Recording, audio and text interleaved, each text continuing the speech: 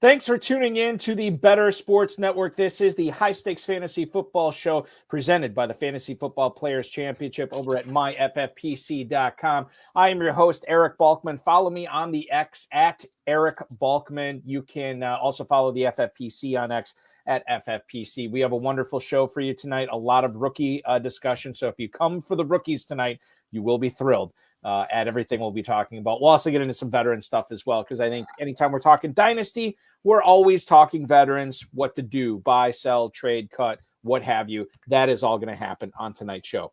The show is brought to you by the Fantasy Football Players Championship. Check out the Never Too Early Best Ball Tournament and the Never Too Early Superflex Best Ball Tournament.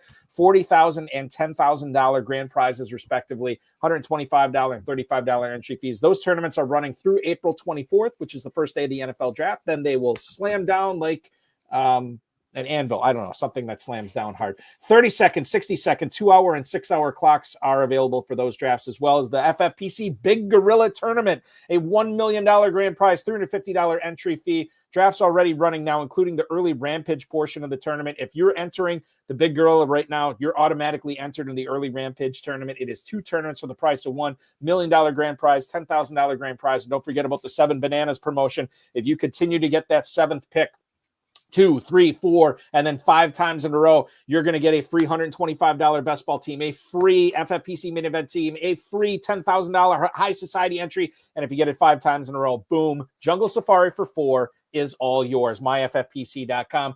Dynasty Orphans available there as well. myffpc.com is where to go. Entry fees have been reduced. They're normally between $77 and $5,000. Some are as little as $1 right now. Take advantage. Get a free team for 2025. 1,800 plus leagues over 15 years, and none have ever folded. myffpc.com is where to go for that. Want to shout out our producer, Matt Deutsch, and welcome in my co-host with the most tonight. You follow him. Now, Brendon, I want to make sure I get this right. Yeah. Big Boned FFP. Yes. Okay. I Correct. want to make sure I got the pronunciation right. Big Boned FFP from Player Profiler, the Fantasy Football Advice Network, fantasysportsadvice.com. He is the incomparable Brendon Booth. Brendon, thanks so much for hanging out with me tonight. This is going to be fun. I sometimes I just get feelings like we're going to have a really good show. We always have really good shows, but sometimes I don't know how they're going to go. I just have a gut feeling this is going to be a fun ride tonight for 2 hours, my man. Yeah, and I feel bad because I just got done in pre-pro with Matt telling him how good my equipment is and everything, and then I had a camera snafu right at the very beginning.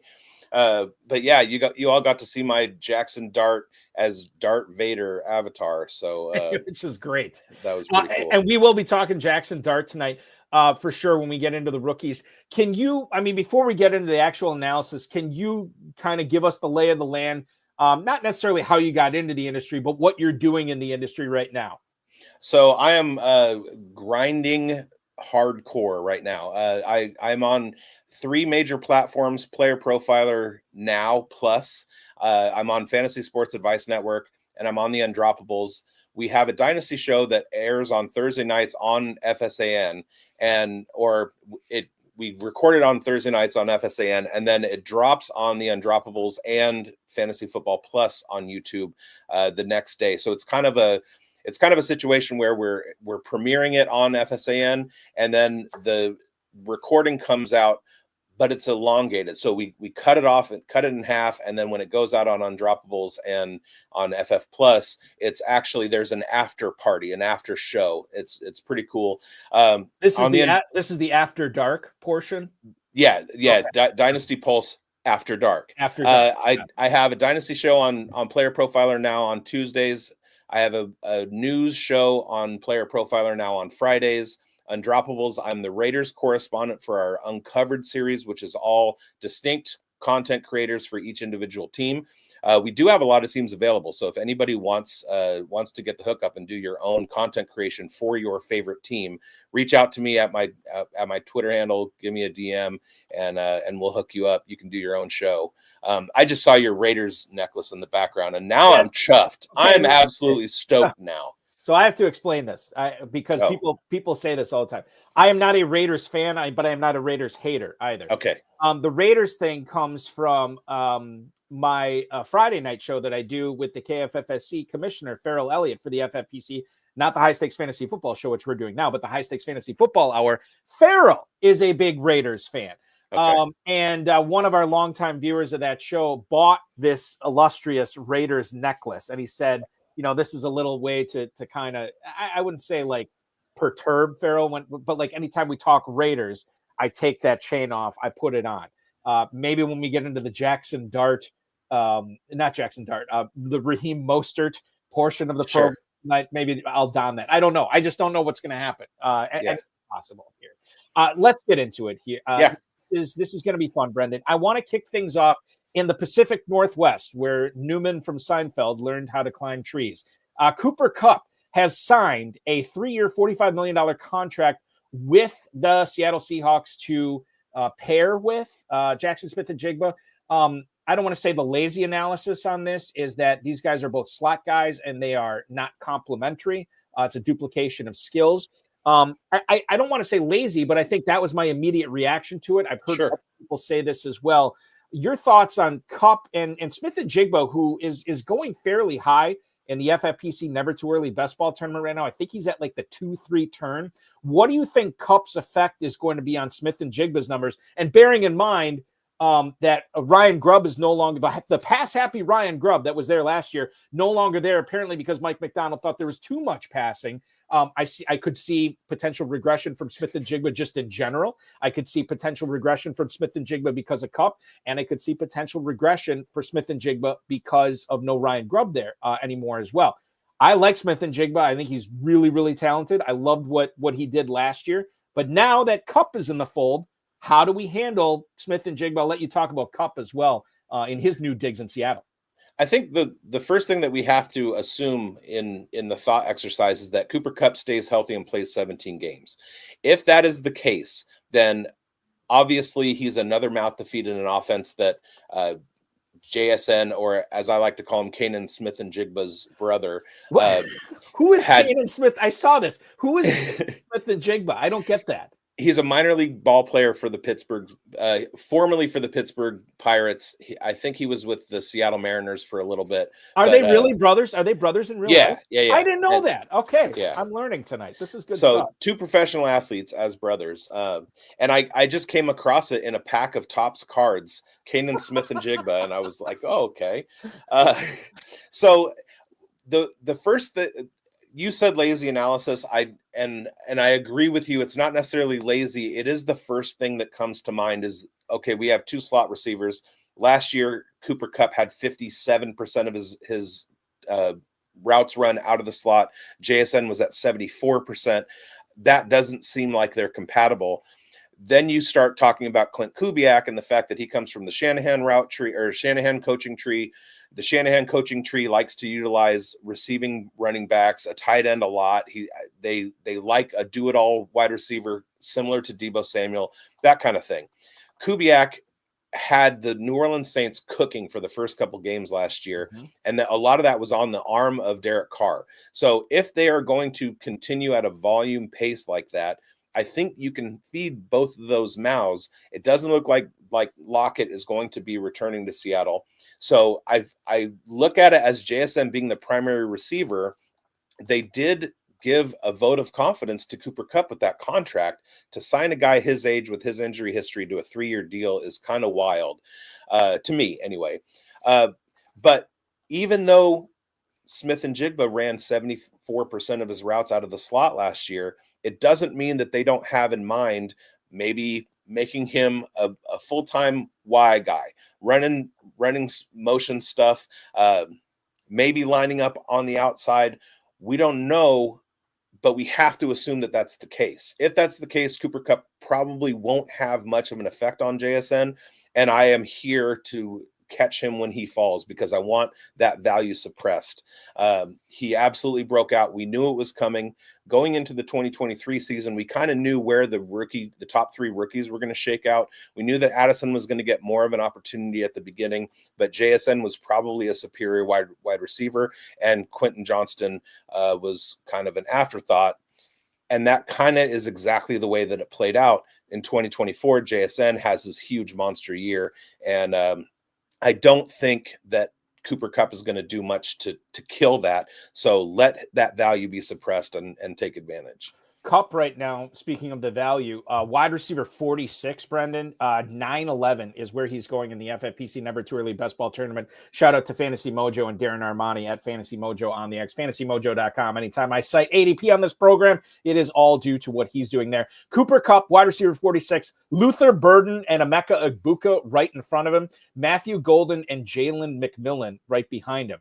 Cooper Kupp at the 9-11. Where do you think he ends up? Now, I'll just say this.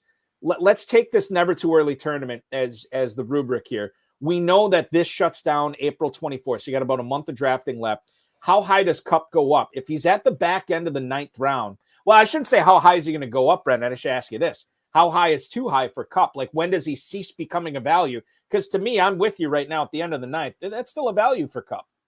Right.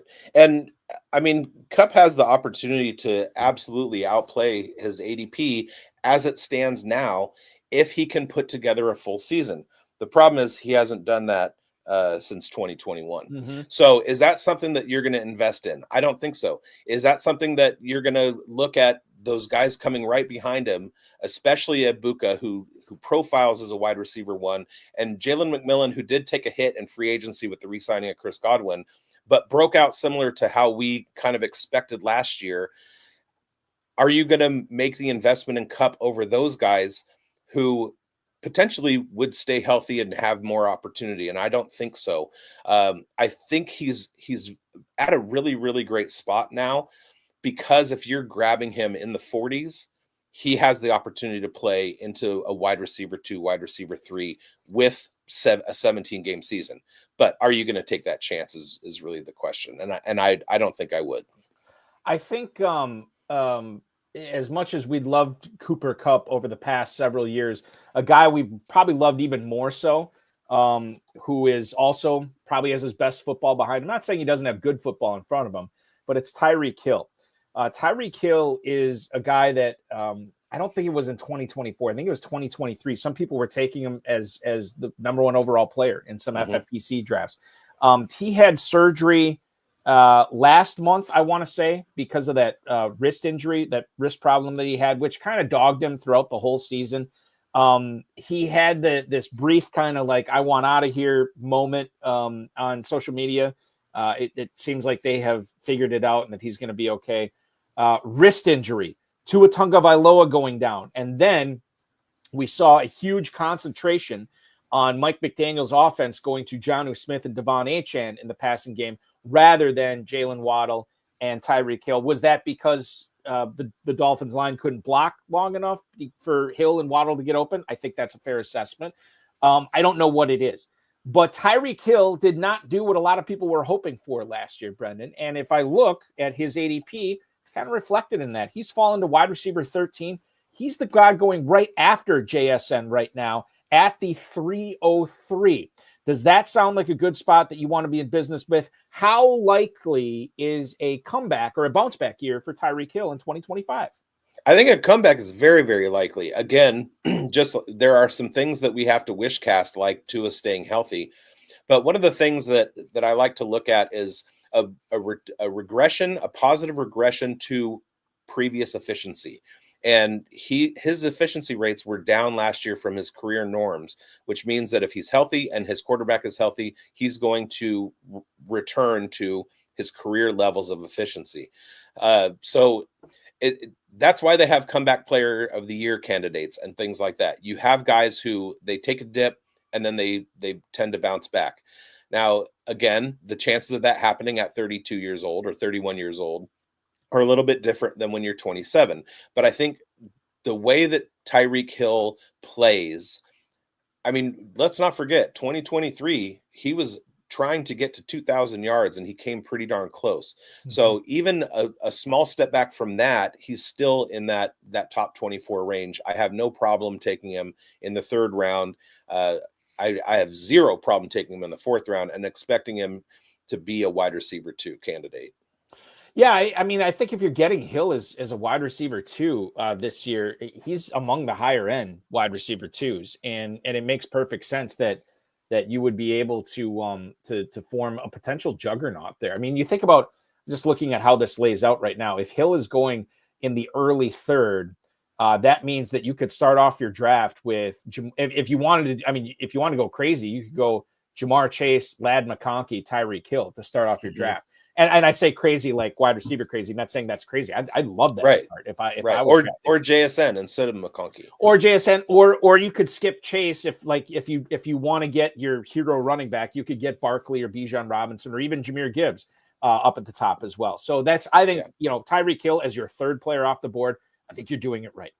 I'm going to ask you about Garrett Wilson. I've heard a lot of differing opinions on him going into this season. In fact, I think the Podfather was just talking about this the other day about how Justin Fields may or may not be the best quarterback that Garrett Wilson's ever had. I mean, he struggled through his first few years there. He gets Aaron Rodgers last year, but the connection was just never there. We saw the frustration with Wilson. And then obviously when Adams was there, Wilson took a clear back seat for the most part for the remainder of the season. Garrett Wilson right now is, we're going right down the line. JSN, Tyreek Hill, and Garrett Wilson's wide receiver 14. He is a mid-third round pick right in front of Higgins and McLaurin right now. Tell us why.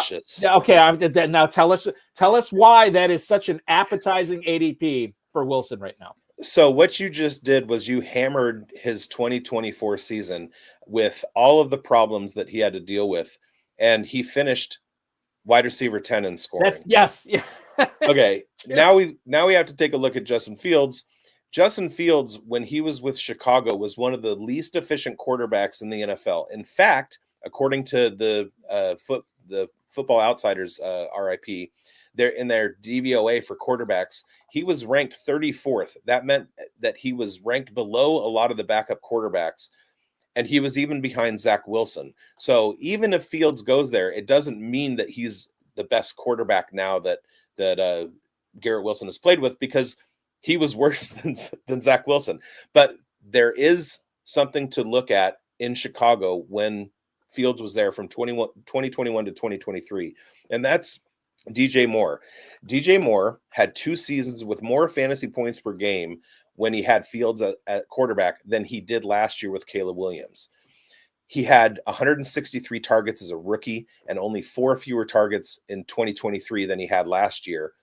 And 2023 was the best season of his career. He finished as wide receiver 6.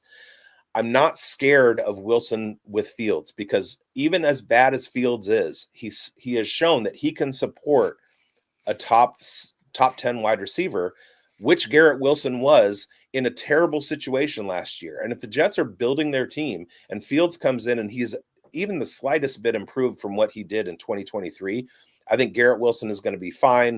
150, 160 targets is probably, where he's going to sit for your projections. Right now, I was looking at some other redraft stuff. He's going as wide receiver 16. I love wide receiver 16 for him, because that's another guy where you're drafting him as your wide receiver 2, and he has the upside to be a wide receiver 1, and that's an absolute value. So I'm huge on Garrett Wilson. I don't want to. I like playing would you rather's. Like, would you rather have this guy? Would you rather have this guy? I think I have to shift this, because a lot of times when I do the would you rather, you don't have to decide between 2 of these players, because if you like a certain guy like Garrett Wilson, and if you think he's going to finish better than a certain receiver, you can still get both of those guys. So let me throw it to you this way. Yeah. Who finishes with more fantasy points in 2025? Garrett Wilson or Tyreek Hill? Garrett Wilson. Garrett Wilson or Jaxon Smith-Njigba? Jaxon Smith-Njigba. Garrett Wilson or Ladd McConkey? Garrett Wilson. Garrett Wilson or Drake London? Drake London. Garrett Wilson or AJ Brown? Garrett Wilson. Now, I do want to say... Hold on. Let me just do one more, because I thought you were going to go the other way on that one. Let me just do one more. Garrett Wilson or Brian Thomas? Oh, that's a great one. I'm going to say Brian Thomas Jr. Now, let me what's the opposite of... Let me postface what I just said with 2 things, 2 caveats. Number 1, that was a lightning round. And number 2, we're not in the business of what will happen. We're in the business of what is most likely to happen. Probabilities, And, absolutely, yes. So that was kind of the calculations were going on in my brain. The little hamster was running overtime. He's toweling off right now. But yeah, I mean, I am absolutely higher on Garrett Wilson than consensus at this point. I think that's going to, once this free agency chaos kind of dies down and we get into training camps, I think those drafts are going to reflect more the true value of where Garrett Wilson stands. I think he's going to just rise the whole summer. There is a player that people were hoping that would rise for them after they soaked a second-round pick in redraft into him, and probably the 101 in Dynasty leagues last year, and he never rose. At least I don't think he rose to. I don't know anybody who drafted Marvin Harrison last year. Brendon was saying, "Yeah, I'm really glad I did that."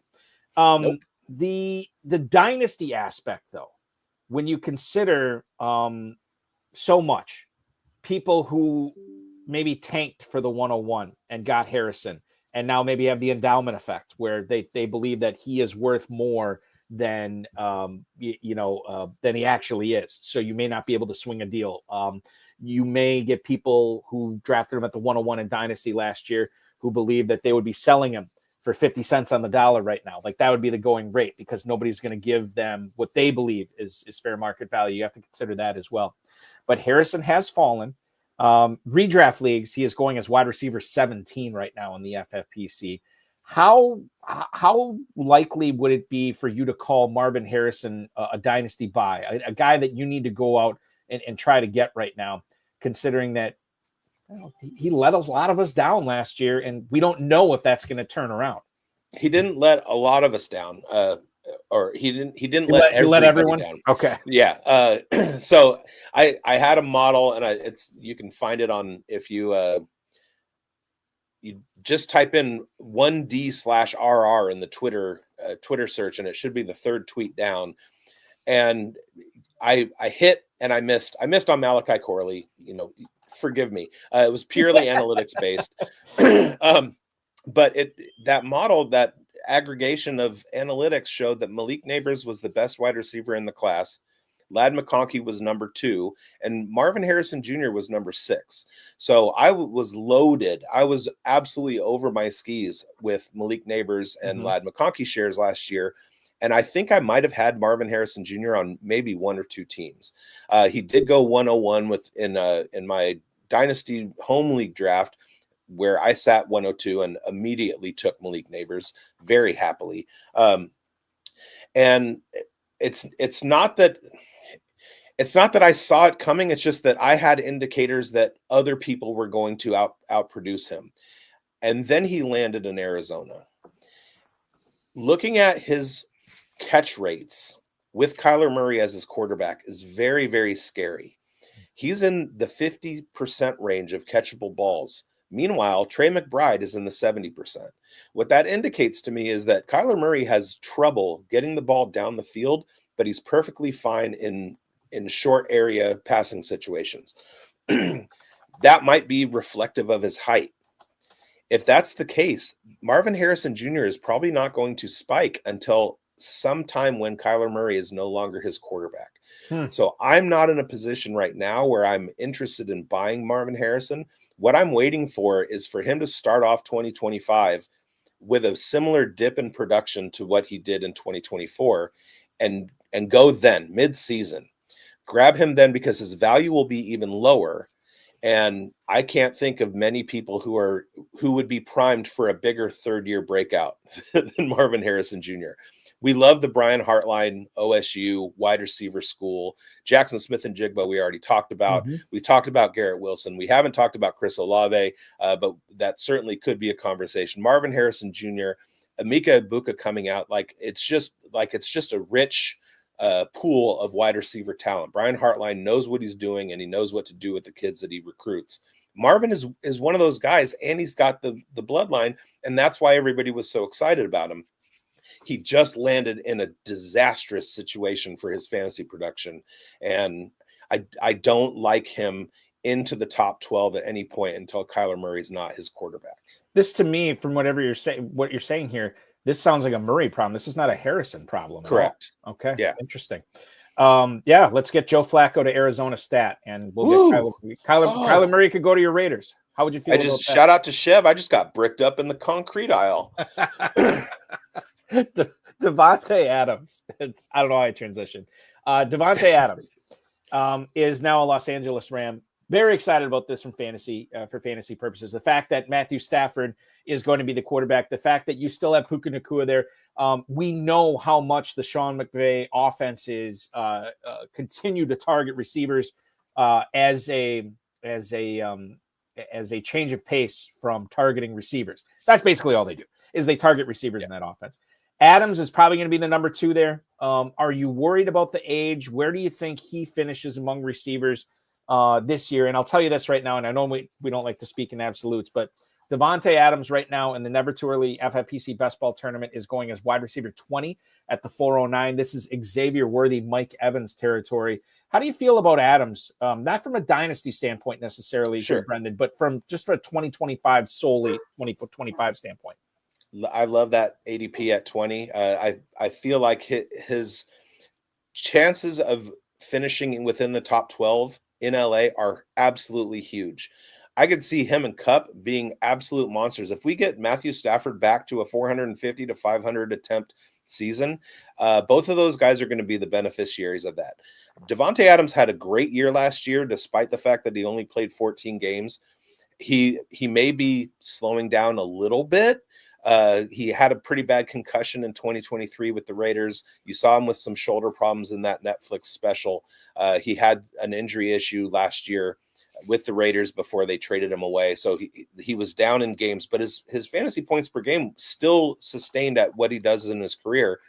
I feel like I'm very comfortable with him having one more season in the top 12.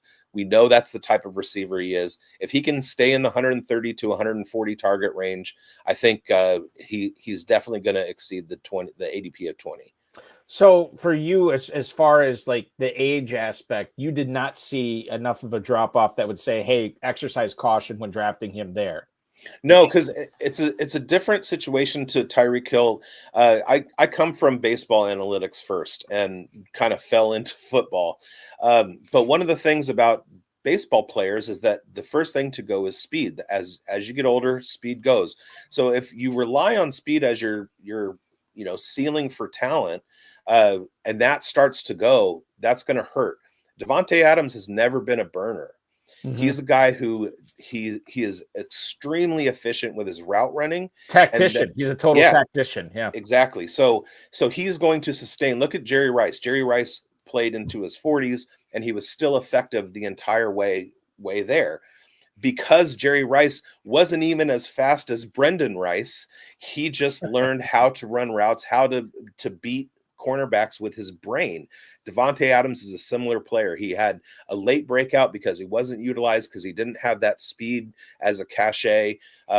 And once people got wise to his ability to come back to the quarterback on scramble plays and absolutely destroy defensive backs, even in double team situations with his route running abilities, he took off and became one of the best receivers in fantasy that we had for a good 5 or 6 year stretch. So I think he still has the ability to do that as long as he's healthy, he stays on the field. And I don't see a huge drop off this year.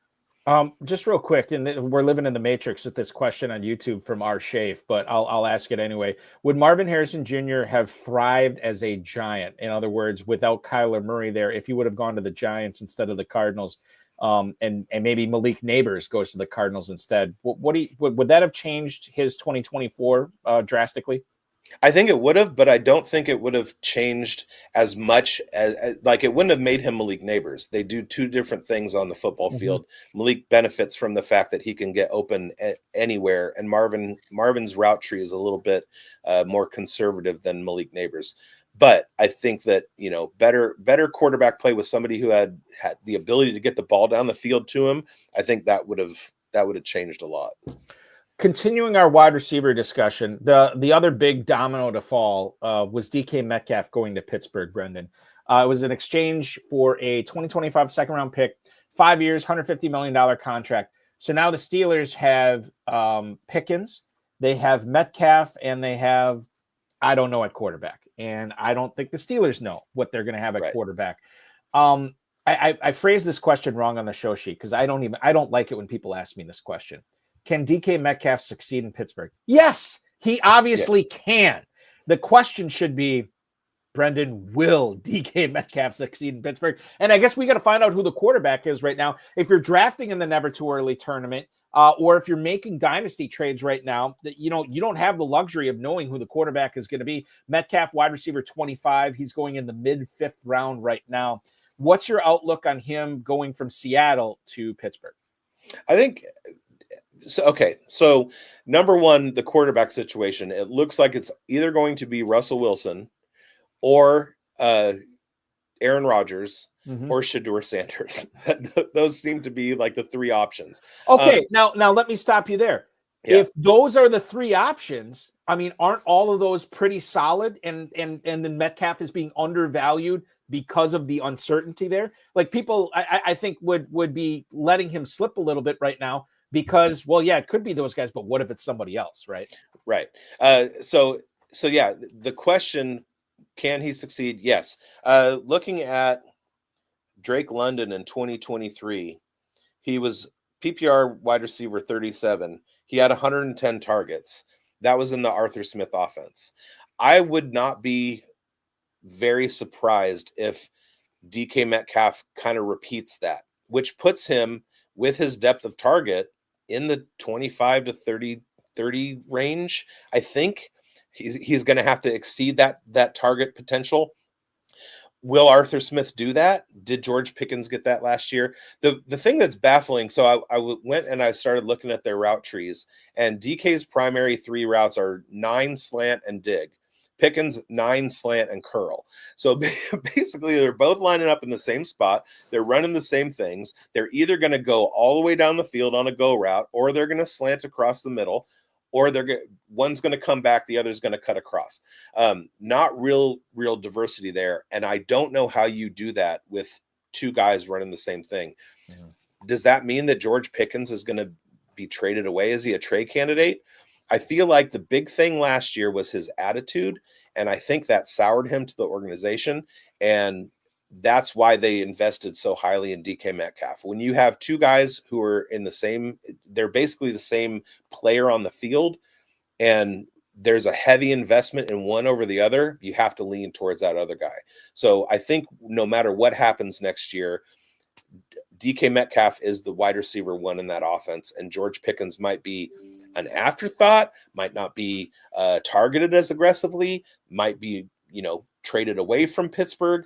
I think DK isn't the one that got hurt in that situation. It was Pickens that got absolutely torpedoed. And I think that, well, here's the thing. In regards to Metcalf and Pickens, I don't know if the letting go of Najee Harris to free agency where he signs with the Chargers and they're just rolling with Jaylen Warren. I don't know if we read too much into that where we say, okay, maybe they're going to throw more this year. That just doesn't strike me as a Steelers type of thing to do. But certainly that's again, it's in the range of outcomes, which we are in the business with. We're trying to figure out, the range of outcomes for all these guys. And right now it's fairly wide with Metcalf. Maybe we wish it was wider with Pickens, but it may not be. Jerry Jeudy set the Browns single season reception record last year, 90 for 1,229 yards, 4 touchdowns. He is the man in that Browns passing offense. But who is the quarterback? Same question we're asking with DK Metcalf, right? We don't know. I mean, it's probably not Deshaun Watson. Kenny Pickett views himself as a starter. That's adorable, Kenny.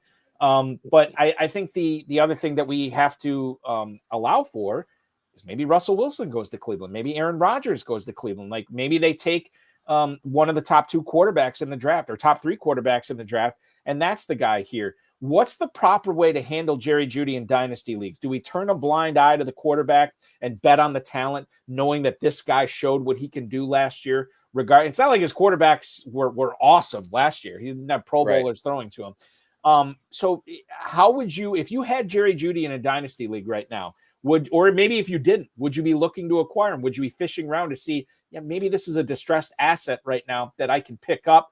Or would you take the other side of the argument and say, like, I don't know who this guy's quarterback is. I don't know if the Browns are going to be any good. This could be a total dumpster fire of an offense. I don't want to have anything to do with. I mean, Jerry Jeudy, nobody talks about, I should say nobody, but not a lot of people talk about him being a polarizing dynasty player, but I think he's in that conversation. Yeah, I have him as a sell right now. And the reason, I mean, the quarterback situation is huge, but also Cedric Tillman. Cedric Tillman was the wide receiver one, even with Jeudy on the field before he got hurt last year. And that, I mean, that scares me. And David Njoku had a pretty big year too. So it's not like the Browns are totally out of options in the receiving game. I like Tillman to continue to progress and get better and become more of a focal point in that offense. And I think that it's a similar situation to Detroit. I love Jahmyr Gibbs, but what did he do before David Montgomery got hurt? And what did he do after? When the team is in their balanced state, it does suppress the production of those guys. So I unless Jerry Jeudy has, wide receiver one written all over him, which he hasn't really had since the draft he was in. Mm-hmm. I feel like he doesn't repeat what he did last year. So I would be selling at this value. I mean, looking at Occam's razor here, the Occam's razor is not valid, but I would say something like, what would I be more surprised at in 2025? I would be more surprised if he came close or duplicating what he did in 2024.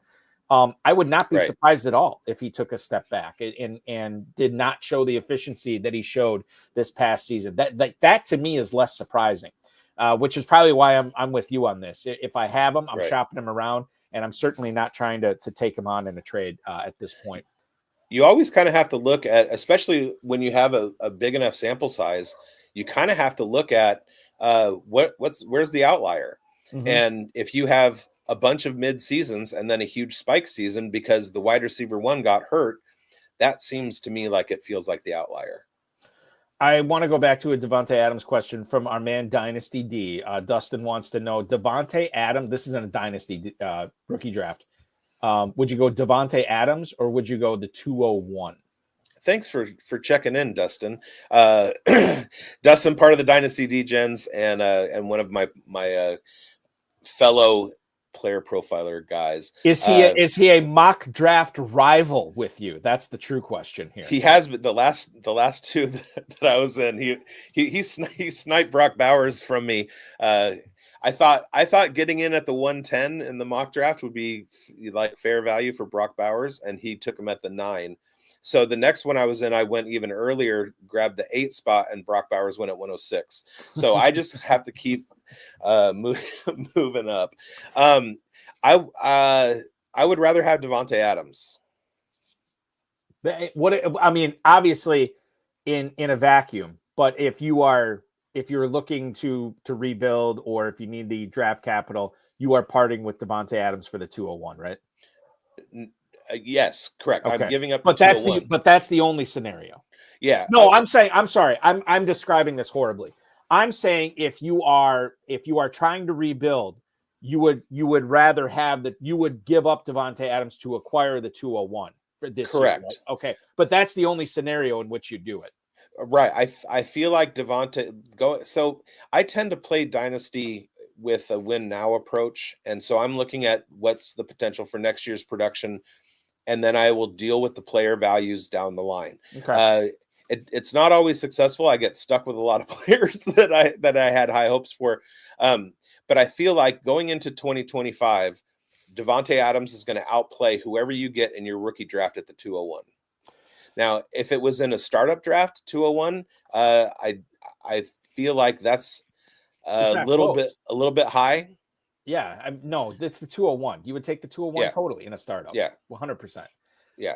Okay. But in the rookie draft, I'm at the 201. I am out of wide receivers and into running backs, and probably out of running backs that will start right away. So I would still rather have Davante Adams. Let's move on and talk about another receiver who has probably seen his best football already on the field and is trying to hang on and still be relevant. He's wide receiver 38 in the FFPC Never Too Early Best Ball Tournament at the 802, behind Jawan Jennings and Khalil Shakir, right ahead of Brandon Ayuk and Jaden Reed. His name is Deebo Samuel, and he's on the Commanders this year, Brendon. How does this guy turn in a great season? Maybe he can't turn into a great season. Quite frankly, if he turns in a good season, wide receiver 38 seems pretty good. Knowing the type of player he is and knowing the type of offense Cliff Kingsbury runs and knowing what the wide receiver room, as it stands right now in our nation's capital, what does Deebo Samuel do in 2025 that would say, hey, I got to have this guy on my squad?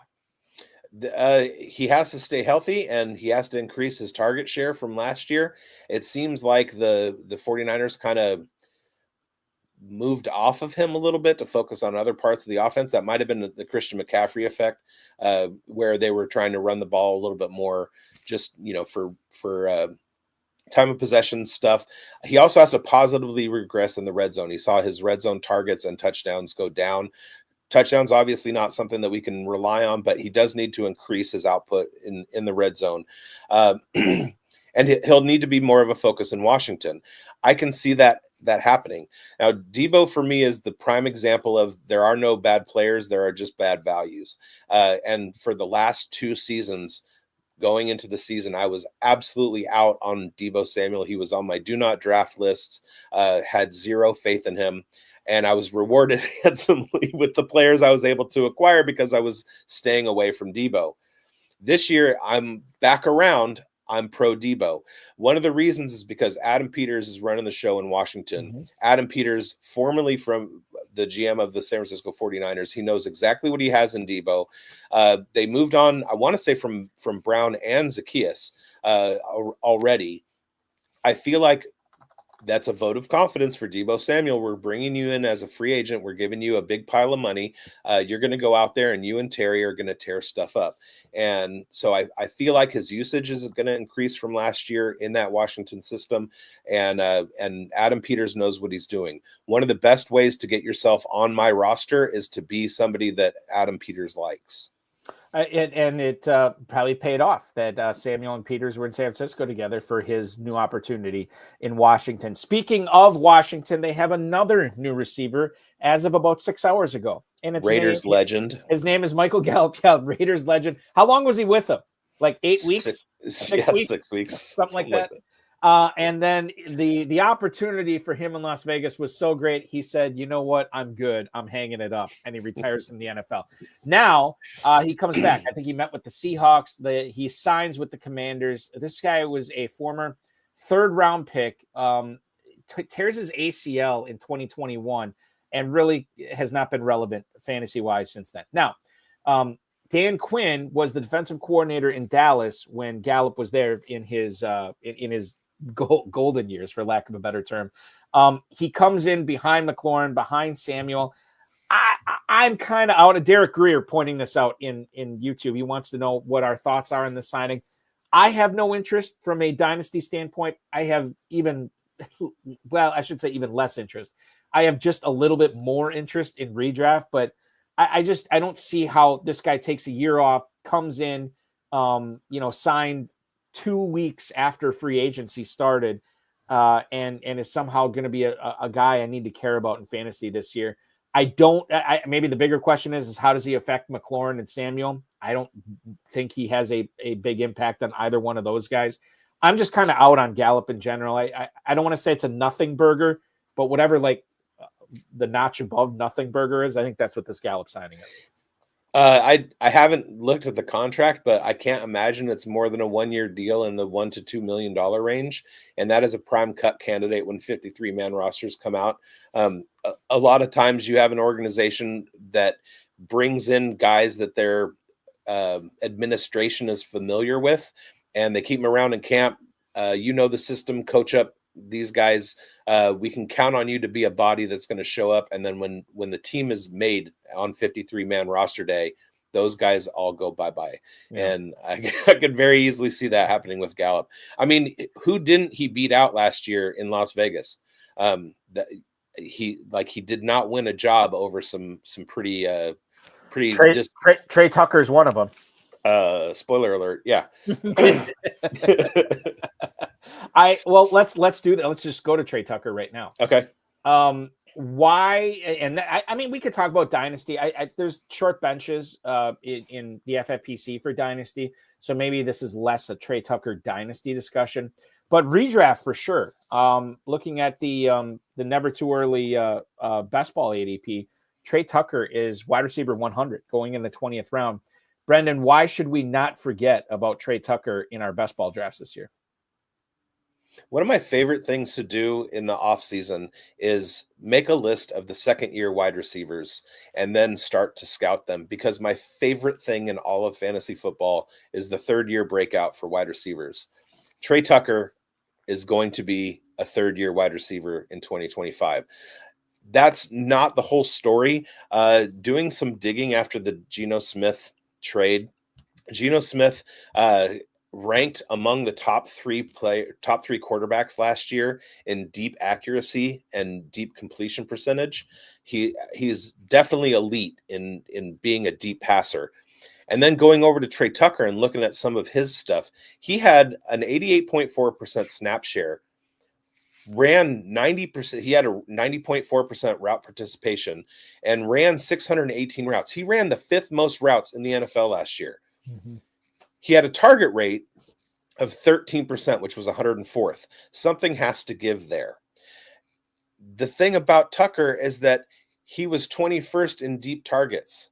Out of all the wide receivers in the NFL, he was 21st in deep targets. But the problem was he had Aiden O'Connell, who was 15th in deep target accuracy, and Gardner Minshew, who was 25th in deep target accuracy, throwing the ball to him. What's going to happen when he gets Geno Smith in the building, who can get the ball down the field? Tre Tucker is a take the cap off type of wide receiver, and he's going into a situation where he's a little bit more savvy with route running, defensive backs, things like that, than he was as a rookie, especially given the amount of time he was on the field last year. Geno Smith creates a target opportunity for Tre Tucker that wasn't there last year. And if you want somebody that you can take at absolute value, who's going to outplay their ADP, Tre Tucker is as good a candidate as I've found so far doing the digging for this season. John Spytek, the new GM for the Raiders. I said it on the show. I'll say it again. I once played against him in a high school football game. Oh, nice. Yeah, he rocked us. We lost 48-3 to them. I believe they won the state championship that year. We got the field goal with about 30 seconds left in the game. We celebrated like we just won the Super Bowl. Yay! It was awful, but it was awfully fun as well. Spytek is I think a pretty intelligent guy. And I think the thing that we should understand here, or at least my take on it, regardless of what the Raiders do in the draft, I mean, if they decide to go with and they get a receiver, I don't think they maybe second day draft capital, but definitely not in the first round, at least where they sit right now. I don't think that really changes Tre Tucker's role in 2025. No. Like Bowers is there, Myers is there. They'll probably have a new running back. Well, they will have a new running back. But even if they add a rookie, like Tre Tucker is still going to be the lid lifter. Tre Tucker is a guy that is still going to be doing a lot more things this year, not only because he is taking a leap forward, but because he has a better quarterback, and a better quarterback that does things in a way that does the things that make him really good a lot better than what he had last year, for sure. I forgot to put it on. I'm putting it on right now, Brendon. Let's get the chain on because we're going to continue our Raiders conversation. Yeah, I wasn't done because I was gonna mention that my absolute favorite stack right now over on Underdog is Brock Bowers early, then Geno Smith at value, and Tre Tucker very late. If you want to talk about spike games, tell me about a guy running wind sprints on 90% of snaps who has a quarterback that can get the ball downfield. We're talking Alec Pierce level, Christian Kirk level, like deep threat, spike game potential, and I love that for Tre. You know, I want to talk about Geno Smith here as far as his dynasty value goes. Now he's a year older. This happens to everybody. You always get a year older every single season. This is not earth-shattering news. Geno Smith goes from Tyler Lockett, DK Metcalf, Jaxon Smith-Njigba to Brock Bowers and Jacoby Myers, and Tre Tucker, obviously. I think on the surface, we say, well, his dynasty value has gone down from what he had last year to what he has this year. What's your perception of that in Superflex leagues? How differently are you treating Geno Smith in the Superflex Dynasty League than you were like now that he's in Las Vegas, as opposed to if he was still in Seattle. I have been hammering him as my QB3. And in some cases, certain dynasty startups, I really like to wait on quarterback, especially if I'm on the back end of the first round, because I feel like the value that you get out of stacking wide receivers there is better than taking a running quarterback in the first few picks and then having to wait on the mid-level guys. So I like to start off with late, and this comes from redraft strategy, starting off in like the 8th, 9th, 10th rounds with the quarterbacks that are kind of sitting there, because you can get a lot of guys who outplay their ADPs. Very, very good value while you're stacking your team with the high productive skill position players. Geno Smith is a guy that I'm targeting almost everywhere. He is 2 years removed from quarterback 5 finish, over 300 points in PPR, and that was with Pete Carroll as his head coach. Pete Carroll knows what he's looking at. Smith didn't play all 17 games in 2023. He did last year and had a better year, but by a lot of accounts, a lot of charts that I see on Twitter, the Raiders' offensive line was better in pass protection. I think Geno Smith is going to be under a lot less pressure than he was in Seattle. I think he's going to a team with improved play. And if I'm reading the Raiders' strategy at this point, they're absolutely shoring up their defense behind Patrick Graham, and they're trying to put the pieces in place to rebuild the offense. What that's going to mean is in the draft, they're going to be focused on running back, X wide receiver, and building the offensive line. So I feel like Geno Smith is in an improved situation over last year. He's going to outplay what he did last year, and he still has the potential to be in that quarterback 2 range. And I am drafting him everywhere as a quarterback 3 because that's where he's sitting in drafts at the moment. Yeah, I think that's a great thing about it. It's like he doesn't have to be awesome. Like where you are drafting him, you are getting a discount already. And with everything that the Raiders are doing, at least from whatever I'm seeing right now, with the hiring of Spytech, with the hiring of Carroll, I think that ship is going in the right direction right now. Yeah, and don't forget the cheat code of running quarterbacks. He can bring you 250 to 350 yards rushing, which puts him in a class above Jared Goff, Derek Carr, those kinds of like 4,000-yard passers that don't run. Matthew Stafford. I'm taking Geno over them just because I get that little extra from his feet. The other part of the Raiders backfield I want to talk about right now, running back 70 and running back 83 are Raheem Mostert and Sincere McCormick in the FFPC Never Too Early Best Ball Tournament, 19th and 20th round picks. It is clear the Raiders are drafting a running back, maybe even 2 running backs. Is there any reason that it would be worthwhile to take some chances on Raheem Mostert late? Is he going to figure into this offense, or is he simply depth at this point of his career? It looks like he's simply depth at this point in his career. He had 270-something yards rushing last year in 12 games. That's not great. It doesn't look like it looks like he lost a lot of efficiency over the last couple of years after he was coming off a year where he led the NFL in touchdowns from scrimmage with 22. He had his first 1,000-yard season. But the reason that was his first 1,000-yard season in year 8, year 9 was because he is an injury risk. I feel like he has an opportunity to show the Raiders, hey, look, I can be your 17-game guy and a productive running back. That's the opportunity. I don't think he's going to be able to do that. And if there's a situation where, forbid, the Raiders take Genty at 106, or they, like you said, they load up on 2 guys. I really like the combination of Bhayshul Tuten and Raheem Sanders, right? Like bring those 2 kids in. And then Sincere McCormick goes away because he's a UDFA. There's no investment in him at all, even though he had a good game or whatever.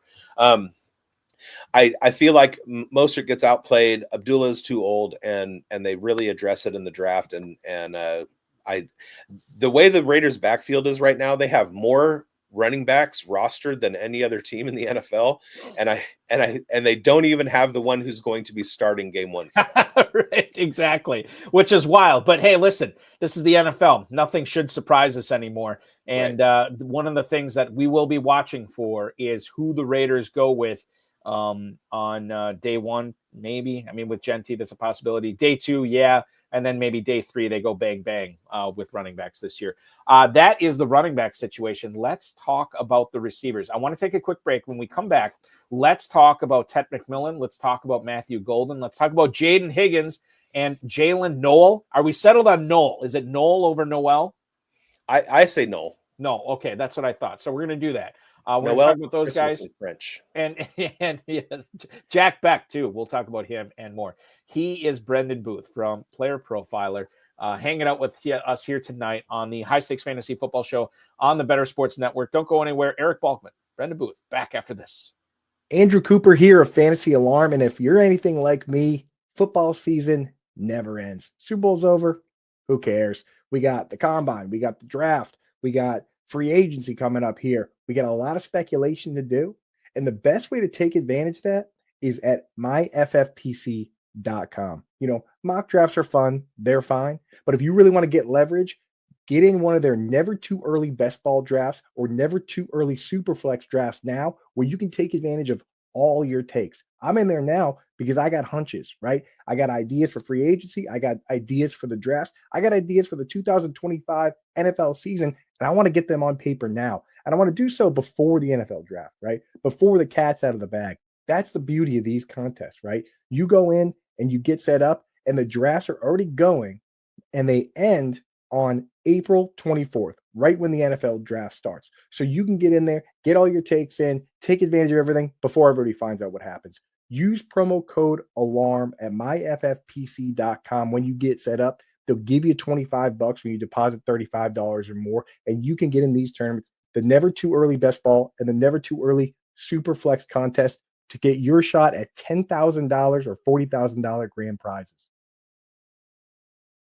The FFPC Never Too Early Best Ball Tournaments, as Coop just pointed out, going on at myffpc.com. $40,000, $10,000 grand prizes available whether you want to play the original or the Superflex version. Those tournaments will, they've been off and running for the last couple of months. They're going to conclude on April 24th. 30-second, 60-second, 2-hour, and 6-hour clocks available to you right now. $125, $35 entry fee, respectively. myffpc.com. That is myffpc.com. We are hanging out, having some fun tonight, talking with Brendon Booth at Big Boned FFB from Player Profiler, the Fantasy Football Advice Network, and fantasysportsadvice.com. We talked a lot about the veterans. Let's get into the rookies here tonight, and we'll lead things off with Tetairoa McMillan. I'll be honest with you, and this is the story I tell. I think I tell this every week, so I'll make it short. I don't remember talking about this guy after the 2024 draft, when everybody's talking about the 2025 draft and looking ahead. I don't remember a lot of people talking about Tetairoa McMillan. I just remember Luther Burden quite a bit. Yeah. And then McMillan, I don't know at what point it happened, but several months ago, all of a sudden I see like, hey, this is the wide receiver one. This is the guy that you want as the top receiver in this draft. And then I don't know if it was a combine thing or whatever. Maybe it was Matthew Golden's 40. But then I see McMillan falling. A lot of regular NFL mock drafts, Brendon, had him going as like a top 10 pick. Now I see him routinely in the 20s. So I have to ask you, is he your wide receiver one in this class? No. Ooh, spicy. How far down is he for you? That's going to depend on draft capital at this point. If we're just going without draft capital, I will say wide receiver 3. Oh, wow. Okay. So who you would put Burden and Golden ahead of him, or who would you put ahead of him? Burden is definitely ahead of him. My wide receiver 1 is Tre Harris. Oh my God. Okay. Do I have that? Okay, I got it on the list. Good. So we're going to have to talk about that. So what don't you like about McMillan that you like more with Burden and with Harris? I don't know. But that's it. Like, because I think a lot of people are sold on McMillan. Like, obviously the size, he ran the 4.48 at his pro day, which I think for his size is fine.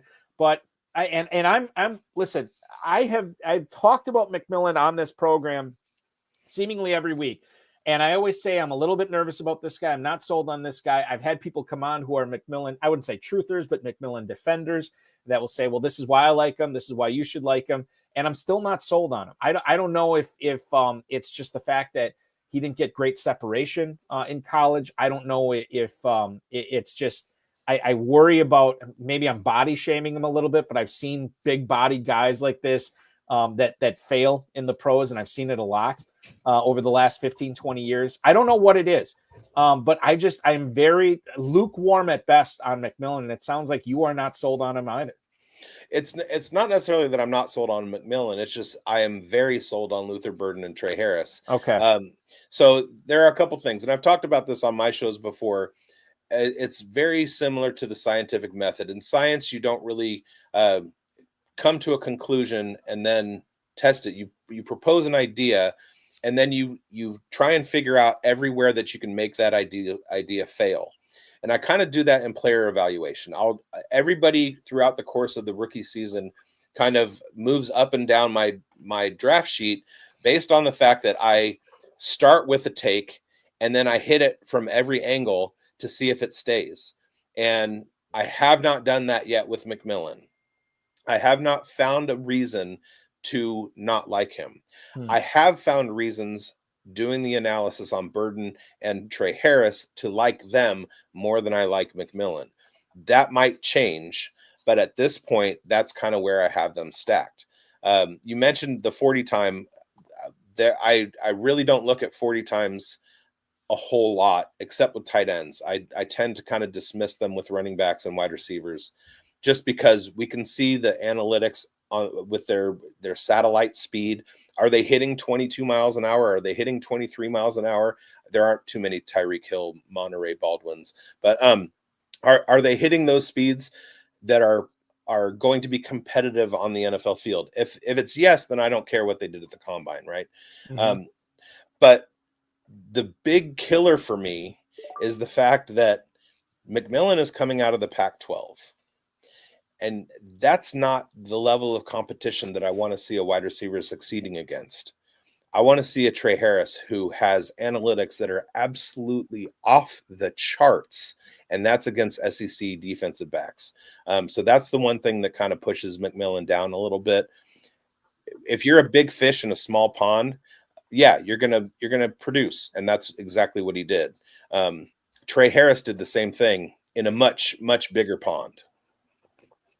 All right, I don't know where to go from this. Let's go with Burden next. Okay. Burden is a guy that was everybody's wide receiver one at the end of drafting season. I should say after the end of the NFL draft in 2024. Right. And then he has a less than productive 2024 season with Missouri.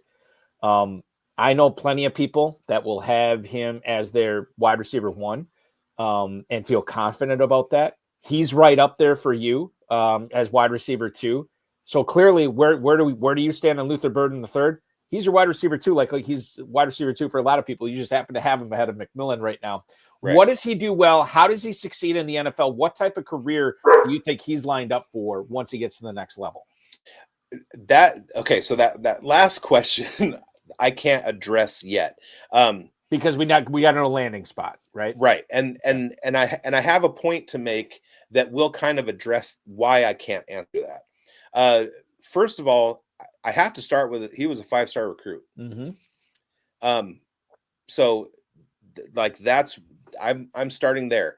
Then I look at his usage at Missouri with a terrible quarterback and a limited limited routes run. The way that they had their offense structured is not something that really excites me, especially with the way they used him. A lot of screens. I mean, he has historic levels of production from plays within passes within 5 yards and behind the line of scrimmage.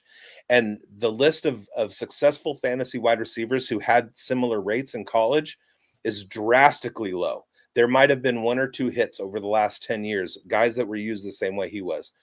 But Luther Burden is my 2025 version of Brian Thomas Jr.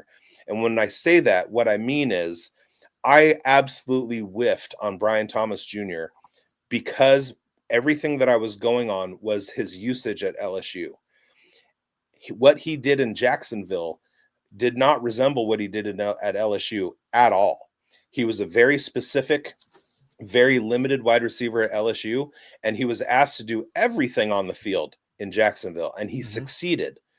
So in my analysis of him last year, I totally missed because I didn't think that he could do all the things that he did. So I'm not going to make that mistake with Burden. I'm going to take the potential. I'm going to take his 2023 season. I'm going to take the fact that he was a 5-star recruit, and I'm going to project that he's going to be able to do more in the NFL than what he was asked to do in 2024 at Missouri. So if that's the case, and if it's he was my wide receiver 2 right after the draft last year because Ibuka became my wide receiver 1 post draft because he didn't enter the draft. He was high on my list for 2024, but he didn't come out. So he immediately became my wide receiver 1 of the class. And he still might land there. The thing about McMillan, and the reason I say all this is going to change is because the number one, more important than athleticism, more important than college production, the number one thing for rookie wide receivers is their draft capital. And if Tet McMillan is the number 1 wide receiver off the board, he should be the number 1 in rookie drafts. At this point, what I like as far as career profile, I like Tre Harris the best. And then Emeka Egbuka, Burden, McMillan, a lot of that can change depending on landing spot, but I think they're all in a pretty similar class. And I would not be surprised at all if McMillan is the 4th best wide receiver in the class. Well, and you know what? I'm glad that I have somebody, I don't want to say on my side, but somebody that also can see McMillan just not being the wide receiver 1 and falling down at least in 2025 for how good he compares to his fellow rookie receivers for sure. We have to talk about Tre Harris here. We've avoided the elephant in the room long enough. He is a player that played 5 years of college ball, a little bit older coming into the NFL. Big frame and a guy that did it at a very high level in the SEC the last 2 years. He was at Louisiana Tech before that. I think that people are sleeping on him. I think that he is going to be good. However, I am not willing to put him as my wide receiver 1 in this class like you are. Sell me Harris. What's the elevator pitch on Harris? Why is he your number 1, Brendon? It's a combination of metrics. His yards per route run against man coverage is unprecedented. It's in the 4 range, I want to say. His yards per route run against zone coverage is top 5 in the class. And then when you break down his first downs per route run, he was 3rd in the class. So those things aggregated push him up for me analytically above everybody else. Now, one thing I want to say, and we were remiss in the intro, I didn't get a chance to talk about my work at the Undroppables. Shout out Undroppables. Go follow on the Undroppables on YouTube and Uncovered on YouTube as well. Okay. The Undroppables has what's called the Unscore, and it's basically like an aggregation of analytics, and they take into account draft capital and things like that. And when that gets released, it's going to tell us a lot about the class of wide receivers that we're not seeing because the work hasn't fully been done yet. Tre Harris, with where he's at analytically, is going to be at the very, not necessarily number 1, but I am predicting that he's going to be within the very top of the unscores, and it's going to be competitive with the unscores that have come from Justin Jefferson and Marvin Harrison Jr., Malik Neighbors, a few of the guys who have been at the very top of the score over the last, I think it's correlated to 10 years back or something like that.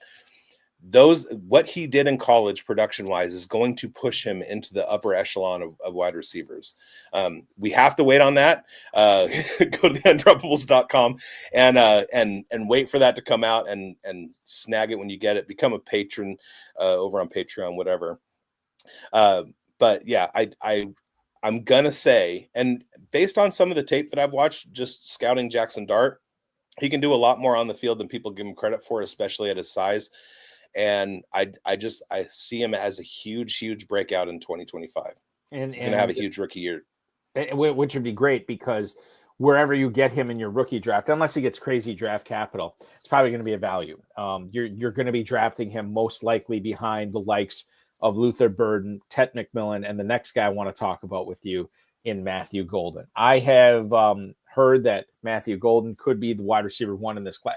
By wide receiver one, I mean the first wide receiver drafted in the NFL draft, thanks to this incredible 40 time. Now, I've heard about how you don't want to double count something at the combine, right? If you expect a guy to run fast and he runs fast, you don't count that twice. You count it once because you expected him to do what he did. I expected Matthew Golden to be fairly fast in his 40. I did not expect him to be this fast. Now, you have already weighed in on how you feel about 40-yard dashes. Did this change the way that you evaluated Matthew Golden after you saw what he did at the combine, blazing that 40-yarder?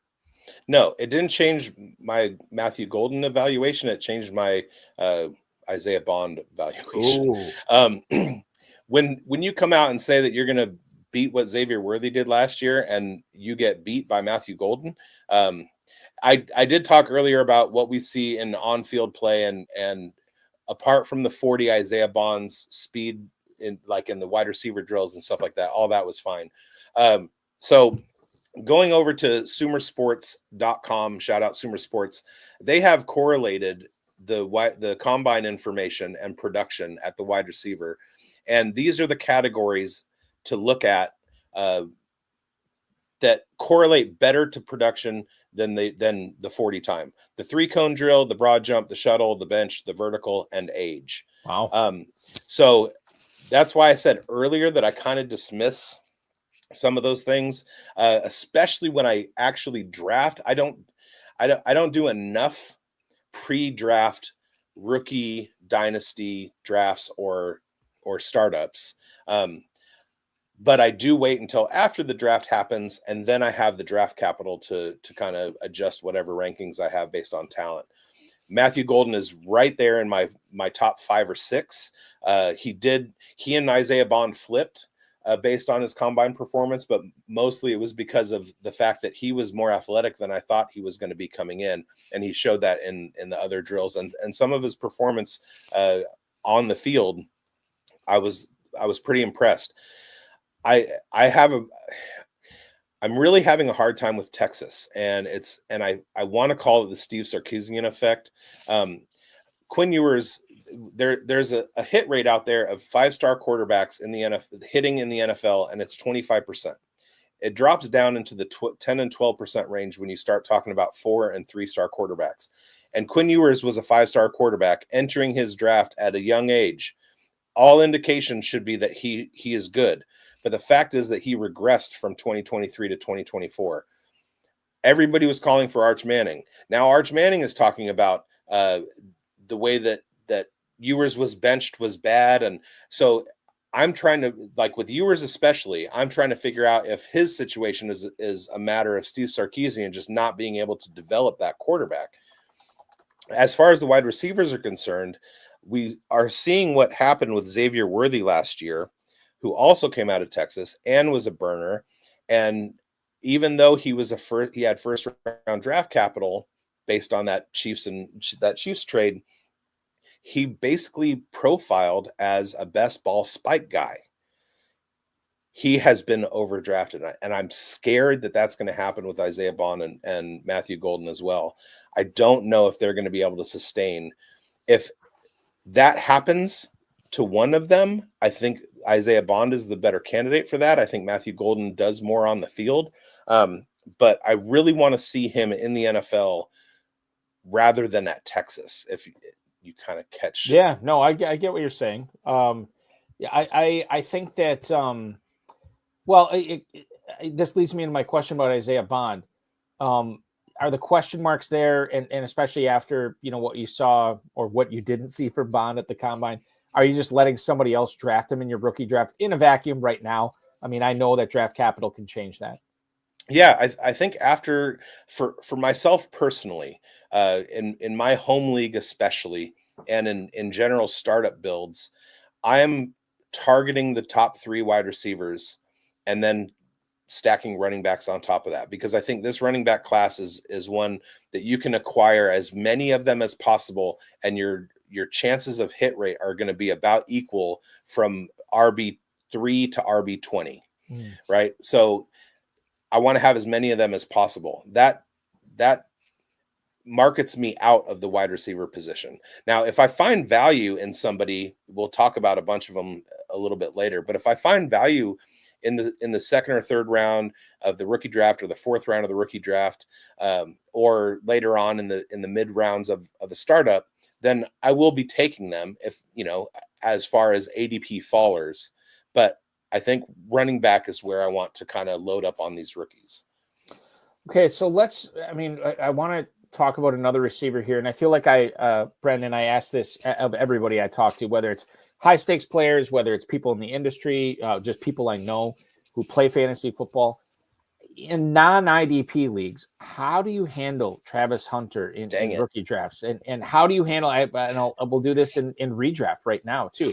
If in the FFPC never too early best ball tournament right now, the ADP I'm showing with Travis Hunter is wide receiver 52. That's at the 1109. That's Egbuka, Golden, Keenan Allen, Amari Cooper territory. I guess anybody who drafts him, number one, it's going to be high in the draft. And if you are soaking that kind of draft capital, if you're an NFL team, you have to plan on him to play on both sides of the ball. Right. But as far as rookie drafts go, you can make a case for several lesser talents that should be drafted ahead of him if you don't believe Hunter is going to be on the field a whole lot. And if he is, defenses are going to know, hey, this is a play that they probably want to go to Hunter, and we can, target him, or we can bracket him, or do whatever, give him extra attention on defense. Just a weird situation. I don't know how I feel about it because I have nothing to compare this to. There's not really a precedent. How do you handle Travis Hunter in drafts right now? And I don't know is an acceptable answer. I keep saying the words home league. My home league is an IDP, and he's my 101. Yeah. Totally Just because the potential out of the cornerback position to stack wide receiver points. I'm handling Travis Hunter with the idea in mind that he is going to be mid of the top 10 of this class as far as production and usage is concerned.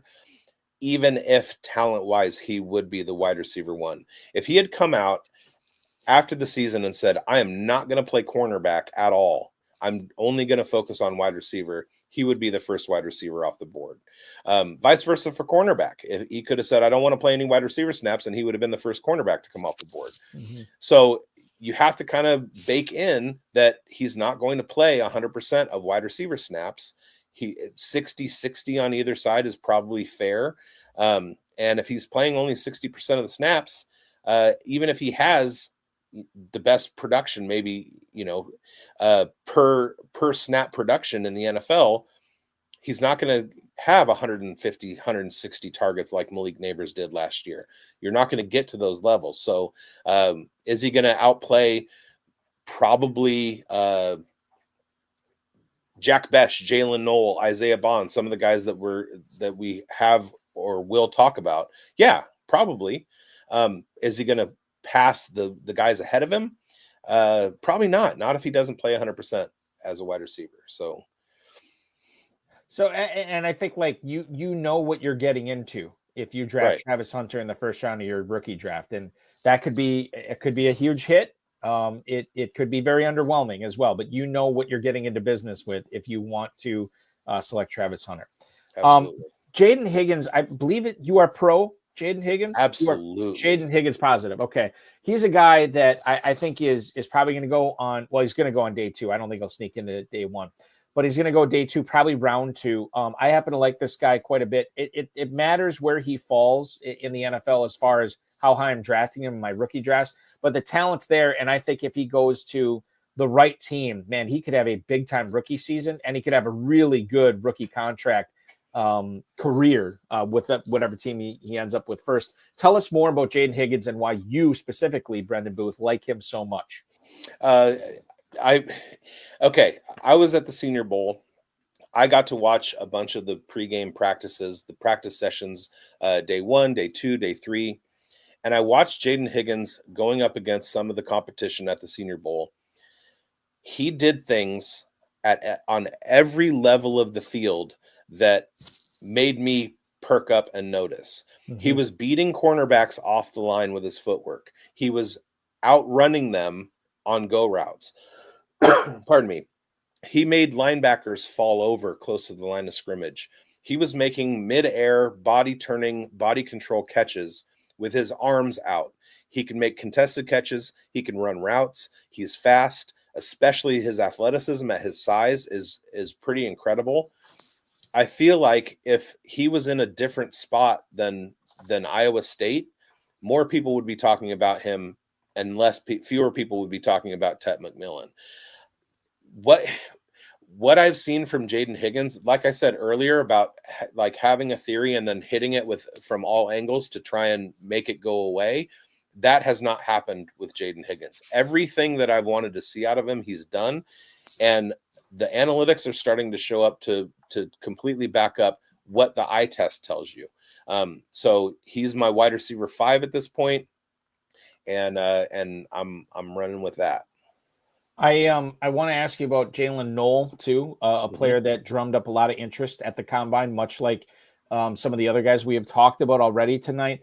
With Jaylin Noel, what do we need to know about him? Certainly not the most discussed wide receiver in this class, but perhaps, Brendon, he's a little bit under discussed. Yeah. So again, from the Senior Bowl, I was seeing things from both of these guys that I actually got to interview them, like a dual interview where I was talking to both of them. They're great teammates. They love Rocco Becht as much as I do. And Jaylin Noel absolutely showed out as a route technician. He's going to be a slot receiver in the NFL. He's going to destroy people with his route running ability. He has a Ladd McConkey ceiling. He can be that guy. One of the things about McConkey coming out last year was how he absolutely destroyed people with his route running ability and his yak. Those were the things that pushed him off the charts. Jaylin Noel is a similar type of wide receiver. If I had a comp to him, it would be Hunter Renfrow. We watched what Renfrow could do with his route running ability, with his feet at his size out of the slot for the Raiders, and he had a top 12 finish one of the years, and then his brains got scrambled, unfortunately. Shout out Hunter Renfrow. But I can see Jaylin Noel repeating that Hunter Renfrow 2021 season over multiple seasons, staying healthy. The Senior Bowl is something we've talked a lot about. We touched on the combine. Jack Bech really was good in both. Who's your best comp for Jack Bech? Because this is a guy that really showed out at the Senior Bowl in front of everybody. And it seems like the momentum keeps growing and growing. And sometimes with players like this, Brendon, I get caught up in the positivity and the hype. And I don't want to do that with Jack Bech. So if you could bring me back down to earth, or even bring me up to the stratosphere even more, who's the best comp that you could think of for Jack Bech right now? I'm going to lift this straight from Player Profiler, and that's Josh Palmer. I think they're built entirely the same. I think Bech is a little bit slower, but they do have similar skills down the field. The one thing that's a little bit different for Jack Bech is his ability in contested catch situations. And he said it at the Senior Bowl. It's not a 50-50 catch. It's a 75%. It's a 75-25 catch because I'm coming down with the 50-50 ball 75% of the time. He has ultimate confidence. He is an older prospect, but he's a positional transition. He was a tight end, recruited as a tight end at LSU. Now, something about him made LSU think we can take this 6'1" guy and turn him into a tight end in the SEC. I don't know what they were thinking. I don't know why they would ever think that. But you don't get recruited by LSU if you're not good. So I excuse me. I love Jack Bech, but I feel like his ceiling is going to be a wide receiver 2. He's likely going to figure into the wide receiver 3-4 range for his career. He's not going to be anybody's primary target. He might benefit from maybe an injury and a slight increase in targets situationally throughout his career, but he's not going to be a guy where he becomes the primary receiver in an offense. But I love him.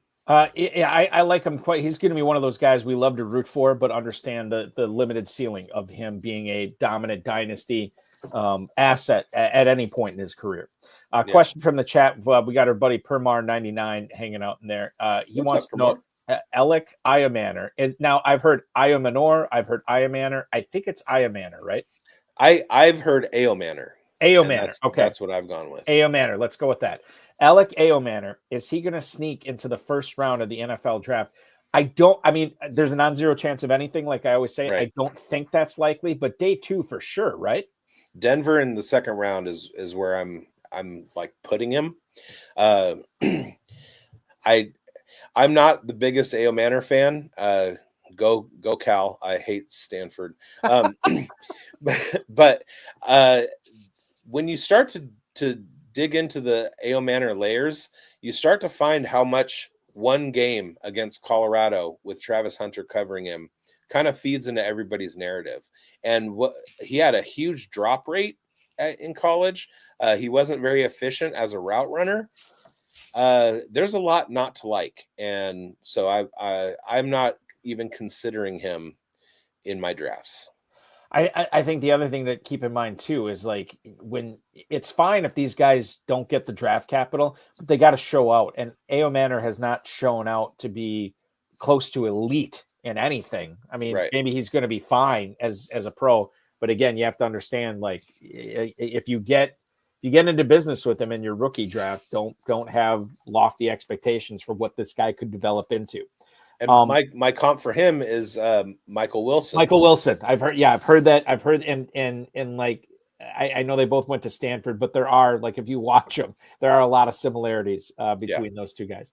I don't have a comp for this guy at all, but Tez Johnson crushed the Senior Bowl. Tez Johnson. Also, I mean, I feel like I've got this from a movie somewhere. I've eaten meals heavier than Tez Johnson. Right. And I don't, yeah, exactly. And I don't know how I know how he succeeds in the NFL. He's a gadget guy. I don't think he's ever going to develop into, like, hey, this is a primary guy on the outside or in the slot where we're going to feature him every game. And that could work out fine if you draft him on day 3. But as far as fantasy goes, should we just eliminate this guy? I'm that in redraft. I don't really see much from Tez Johnson that gets me excited, even though he crushed these corners at the Senior Bowl. Nobody could cover him, and I still couldn't be less excited about him. Maybe I'm being weightist or sizist here. Am I? Yeah. Yes. And that's totally okay. It's totally okay to pick apart somebody's profile. It's bad to focus on only one part of the profile, but there's a lot of other parts of the profile where Tez Johnson comes up short. Now, we have to take into consideration BMI, 40 time, what they do athletically. When you start coming up against certain spots where they miss in a couple of different areas, that's when the red flags start coming up. If some guy is good all around and he runs a slow 40, whatever. If he's tiny and runs a slow 40, that's not great. Right. When he goes to his pro day with hand clocks and he's still slow, that's not great either. Now, I'm going to bring up the AWS, the satellite speed and stuff. Dude hit some speeds that in the open field that are pretty remarkable, but 156 pounds at the Senior Bowl, you're not going to get a lot of traction. Best ball, I like him. I like Xavier Worthy in best ball, but in redraft leagues and Dynasty, I tend to stay away from wide receivers like that. I want to go rapid fire on these last 3 guys here. Sure. Because these are 3 players we don't typically That's about all they are deserving of. On this show. Well, but maybe more. So I want to lead things off. Before I was stalking you on Twitter, I never heard of Bru McCoy before. Have not heard a lot of people talk about him. Who is Bru McCoy, and why do we need to care about him, or at least not care about him, but know about him here, Brendon? Bru McCoy is a wide receiver out of Tennessee, 229 pounds at 6'3", and he is a 24-year-old entering the draft. So and he started his career at USC. So it calls to mind. Oh crap! I forgot his name. The kid Velus Jones. Oh yeah. You have a senior citizen entering the draft, but the thing about Bru McCoy is that when he was recruited by USC, he was the number one wide receiver according to 24/7. He was the number one wide receiver recruit, 5 stars, like top of the board. He's had some injury issues and maybe some attitude issues. He's had some things that got in his way in his, career path, leading to 5 years in college instead of 3 and a 24-year-old draft age and all that stuff. Going back to what I was saying about Quinn Ewers and Luther Burden, there's something real there when a guy is 5 stars out of high school. So I'm going to keep an eye on him. If there's an NFL team that thinks that he's something to work with, then hey, let's go for it. If he becomes a UDFA and he's a day 5 guy, was it day 4 guy, or day 3.5 because it comes after the 7th round. If he's an 8th rounder, I'm probably not gonna care much about him. There are a lot of guys that I love that were in that situation. Keelan Doss is one of them. Shout out UC Davis Aggies. So yeah, Bru McCoy had the potential to be an absolute star in the NFL, and who knows? The chances of that happening are probably down in the single digit percentages, but still non-zero. And by the way, Permar weighing in as our producer Matt Deutsch threw his comments up about Aoman, excuse me, could go as high as 29th to Washington. We'll see, and maybe he's the guy for McLaurin again. We always say non-zero, or at least I always say non-zero chance of anything. Don't think it's likely, but maybe. And that might be ceiling as far as we're talking about the NFL draft this year. Speaking of people who like to hang out and watch this show, Bill Hollywood, who's in here tonight, brought this guy up to me in December or January before I was like fully engrossed into wide receivers. Nick Nash, a guy who put up really good numbers over on the left coast. Nick Nash is a guy that is not being talked about as even a day 2 guy. In fact, he could technically go undrafted. But refresh my memory, Brendon, this is a guy who has not been a wide receiver his whole career, right? Right. Yeah, he was recruited as a running quarterback at San Jose State. Shout out NorCal. Shout out Bo McBrayer. Go to Bo McBig Time and Big Time Spice Company and get some of his hot sauce. NorCal. Anyway, Bo lives about 10 minutes from me. So Nick Nash was a wide receiver at San Jose State, converted from quarterback. He did play, I want to say 3.5 seasons as a wide receiver, but those last 2 wide receiver seasons, he was very, very productive. Granted, San Jose State is not a big school. A lot of warning signs here. Old draft age, not very fast, very big, converted from another position. He would be the outlier of outliers to be successful in the NFL. But just like Jack Bech, he's a great story. And you love to see guys like this, especially if he can get some kind of success. If he can have, a season with 30 catches, 40 catches, I would be very, very pleased. Yeah, it'd be impressive if he was able to pull that off. I want to make sure I'm getting the pronunciation right on this guy. Isaac Teslaa? It's Teslaa. Teslaa. Okay. Yeah. Isaac Teslaa. Why is he somebody we should know about here, Brendon? Because and know how to pronounce his name correctly, obviously. He's 6'4", 215 pounds, with 10-inch hands and a 96 athleticism score, which was number 1 among wide receivers at the combine. He ran a 4.43. He had a 1.5 10-yard split, a 39.5-inch vert, 10.9 on the broad jump, 685 as a 3-cone drill, 405 shuttle, and benched 17 reps. So now, he is. Now I'm gonna stop you there. Yeah. I feel like you're setting me up here. You know the meme on X or whatever where it's Jonah Hill and Billy Bean and Jonah Hill like, Billy, this is blah blah blah. He does this blah blah blah blah. But here's why people don't like him. You've given me all the good, super incredible athlete. Okay, so why aren't more people talking about Isaac Teslaa?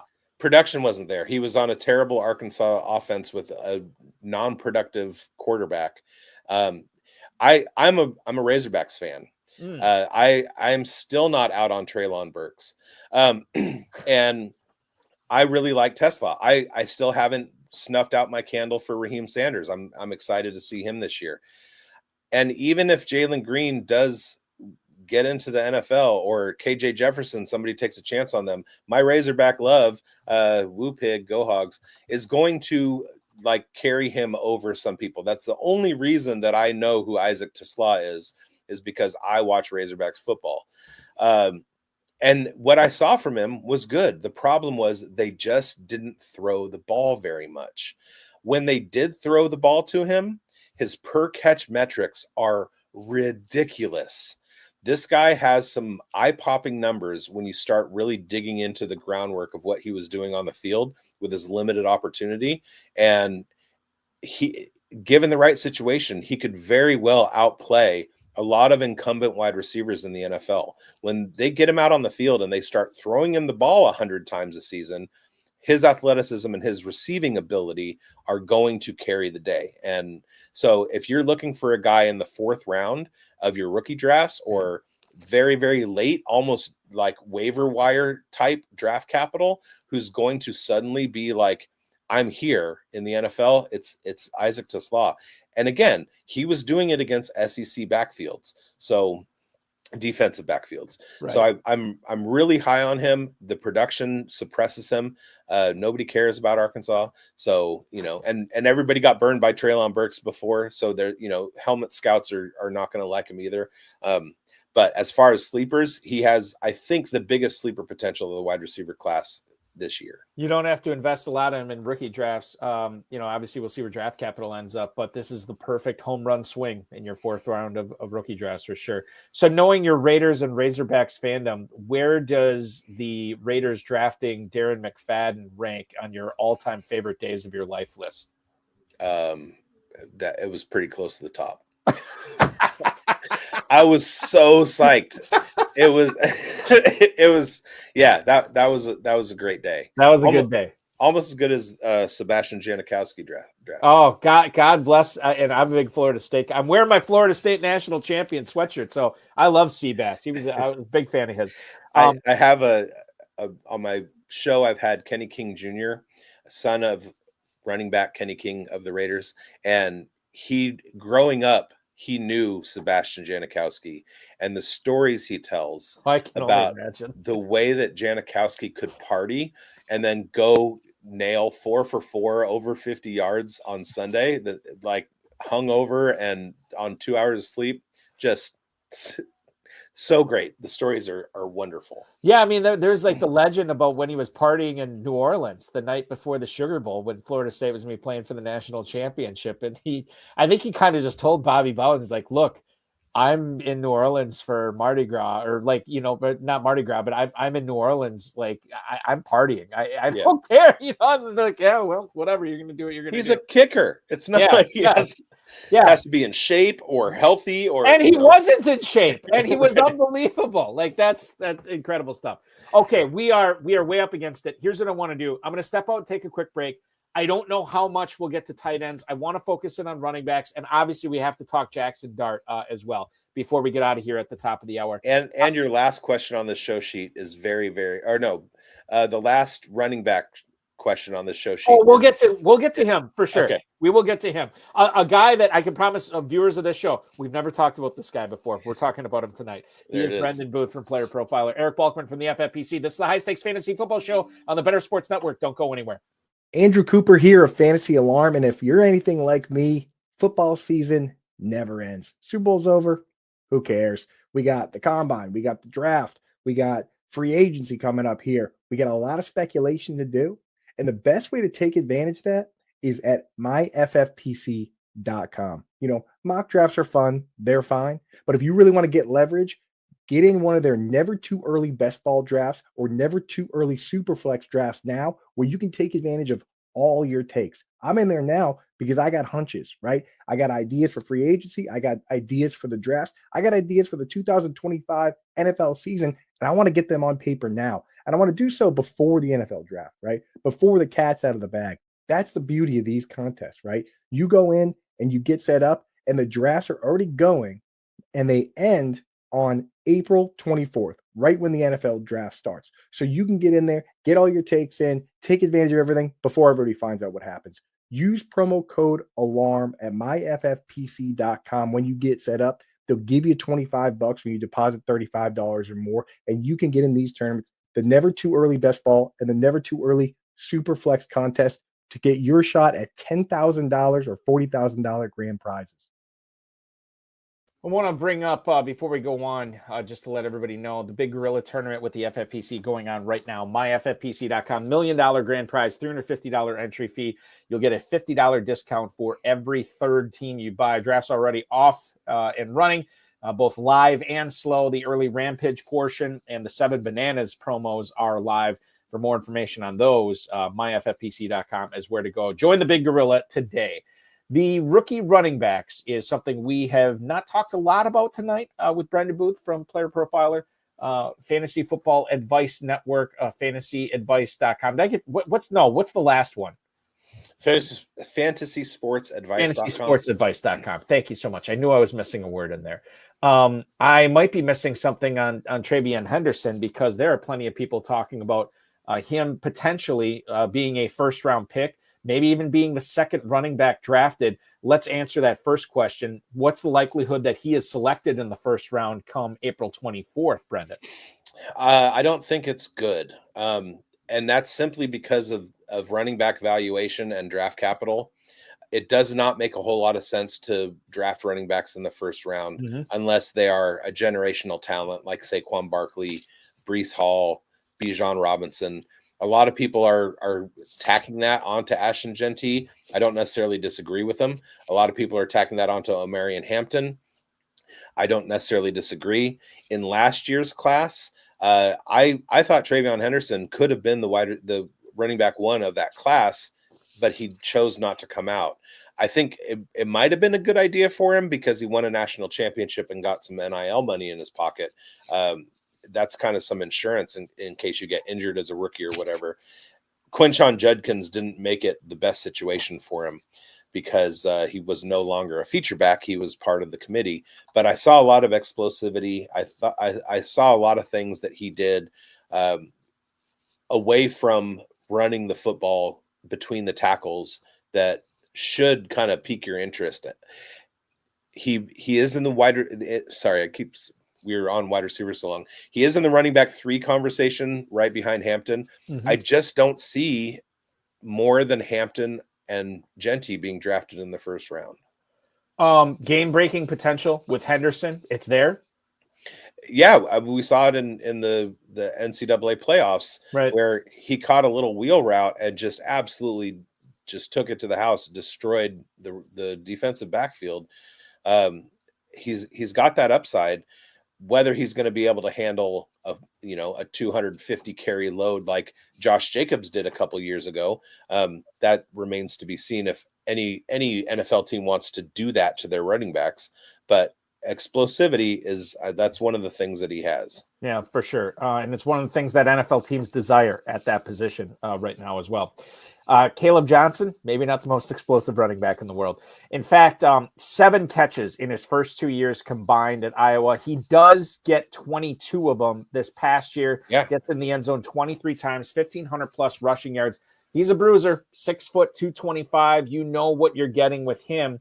What kind of running back is he going to be at the next level? I fear he might just be a first and second down banger, but maybe you can talk me out of that.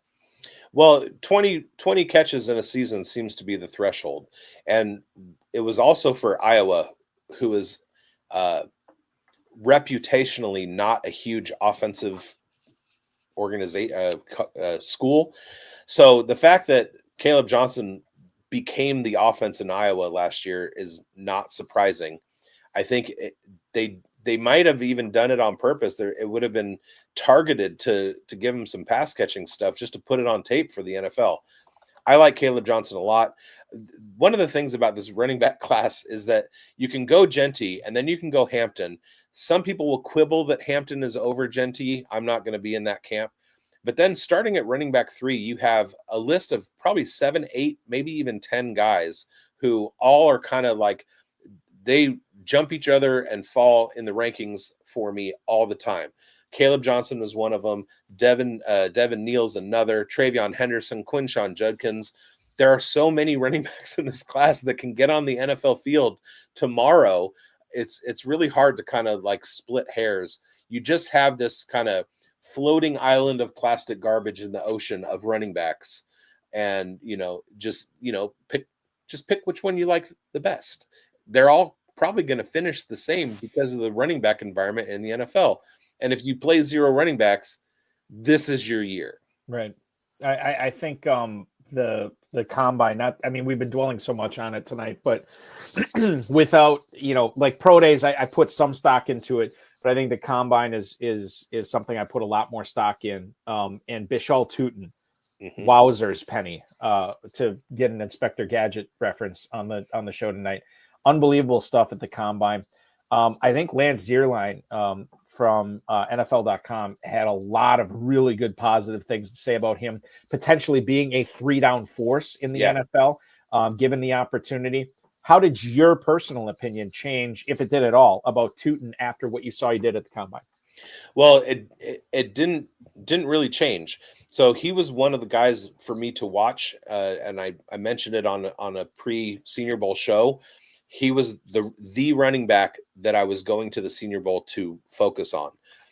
I got there, and on the day 1 practice, it looked like he wasn't giving maximal effort on each rep the same way other guys were. Now, we watched like special teamers, especially in college, and they run down the field on a kickoff. It's a touchback. He was not one of the guys who sprints to the back of the end zone on that rep. And that started to worry me. And then I started talking to a guy who had been speaking with Tuten's agent, who said he is coming off an injury. He's about 75, 80% now. He's not out there to hurt himself. This was at the combine? No, this was at the Senior Bowl. Senior Bowl. Got it. He should be ready by the Senior Bowl. If he's not, he's going to choose not to run the 40. Should be ready by the combine, you're saying? Right. Okay. Right. The fact that he ran the 40 at the combine tells me that he was fully 100% go, and he looked great. I feel like he's small, but his size profile's a little bit more like Jahmyr Gibbs. And we saw what Jahmyr Gibbs got when David Montgomery went down last year, the opportunity that even a smaller back like that could do with a 3-down roll. I'm not Bhayshul Tuten he's a dog, and we've seen his pass catching ability. He's basically a 5'8.5" wide receiver. So I feel like he can absolutely outplay his ADP, and he sneaks into that top 12 of the running back class and could, for me, finish as high as RB6 or 7, something like that. Just because it's so flux. Tuten's just one of these guys that makes this class so great. And you saw up close and personal at the Senior Bowl. Yeah. And then we saw in the combine too, how good he was. FFPC players are drafting Dylan Sampson out of Tennessee as running back 47 in the 14th round right now. Ironically, right after Tuten. Do you think people are sleeping on Sampson? How do you feel about Sampson? I mean, I keep hearing over and over again, and I've kind of formed my opinion around this too. He's probably going to be a better pro than his teammate at Tennessee was last year in Jalen Wright. How do you feel about Dylan Sampson at this upcoming professional level? I love his speed, and I had the idea that he was going to be the fastest running back at the combine, but he didn't run. So I like him. Again, he falls into that RB3 to 12 range for me. Similar to Achane, he's a smaller guy, but he's super, super fast. And he showed that he can run between the tackles at Tennessee. His explosive rate is off the charts. There's potential there. Okay. So I want to get into Ollie Gordon. I was on Chad Parsons from Under the Helmet. We were talking. This was like several months ago. I was on his show, and he said, "Well, who are you excited to see, or just research and scout for this upcoming rookie class?" And I did bring up Ollie Gordon because I felt like this guy put up crazy numbers on really bad teams. And then I saw the combine, and I'm kind of out on him right now. Is that the right play? Are you of the same mind where after you saw what Ollie Gordon did, you're kind of like, I probably should have looked elsewhere and let somebody else take him? Because that's kind of where I'm at right now. I don't want to throw the baby out with the bathwater, knowing what he did from a collegiate production standpoint, but I'm definitely down on him more so than I thought I'd be at this point in the drafting season. I don't see him as a marquee back coming out of the draft, but we know what his potential could be. And there are some things that are value adds that players do, like playing on special teams or being very good in pass blocking situations. And I think that's one of the things with Ollie Gordon is that he comports himself well and has the size to be a nice blocking running back on blitz pickups, third down situations, things like that. That would A, impress NFL coaching staffs, and B, keep him on the field if he was in a situation where he was starting. And he is another one. It's going to be repetitive, but he's another one that's right there in that section for me, where like he is definitely top 12, but not top 3. You know, draft capital, maybe more so than in recent years, is really going to define a lot of these running backs this year, because they're in this big glut, you know, right now where we look at not a lot of separating these guys. Two players I have heard a lot of people talk about that, well, this is my guy. I love this guy. This is my favorite running back from the class. Devin Neal, and we talked about him a lot on the show. But who we have not talked about on the show a whole lot is Brashard Smith. And I hear a lot of people that are just going cuckoo for Brashard Smith right now. How do you feel about him? And is the hype warranted, Brendon? That's a great question. Shout out my partner, Chev, who helps me host the Player Profiler today on Friday. He is a huge Brashard Smith fan. I took him in a mock draft last night just to honor Chev. I mean, I like him, and since the Senior Bowl, it's just been Brashard Smith hype. There were guys that impressed me more. Devin Neal for one, Trevor Etienne was another one. So I'm kind of ambivalent on Brashard Smith. Oh, okay. Again, he's very athletic. He's very fast. He's very capable as a receiving running back, but there's not a lot. There aren't a lot of footholds in this running back class. It's too wide open. And like you said, draft capital is going to mean everything. If you're a running back and you're getting drafted in the second, third round, and you're going to Cincinnati where you have better draft capital than Chase Brown, we've seen guys who we thought were good lose their jobs in fantasy because they got out drafted. This is definitely a class that could do that to a whole lot of people. And it's going to be important. April 25th is probably the most important day of this year for fantasy running backs. I can't watch a show, listen to a podcast, read an article without people talking about watching the NFL draft for pleasure, but also understanding they are going to witness the annihilation of backfields, fantasy backfields. Maybe not so much on day one, but day two, it's going to be, and I don't want to classify it with war, but it's going to be like just a wasteland. Fantasy, like it's just like what you think is a strong stable of running backs in your dynasty roster right now could look like smithereens on, like you said, April 25th.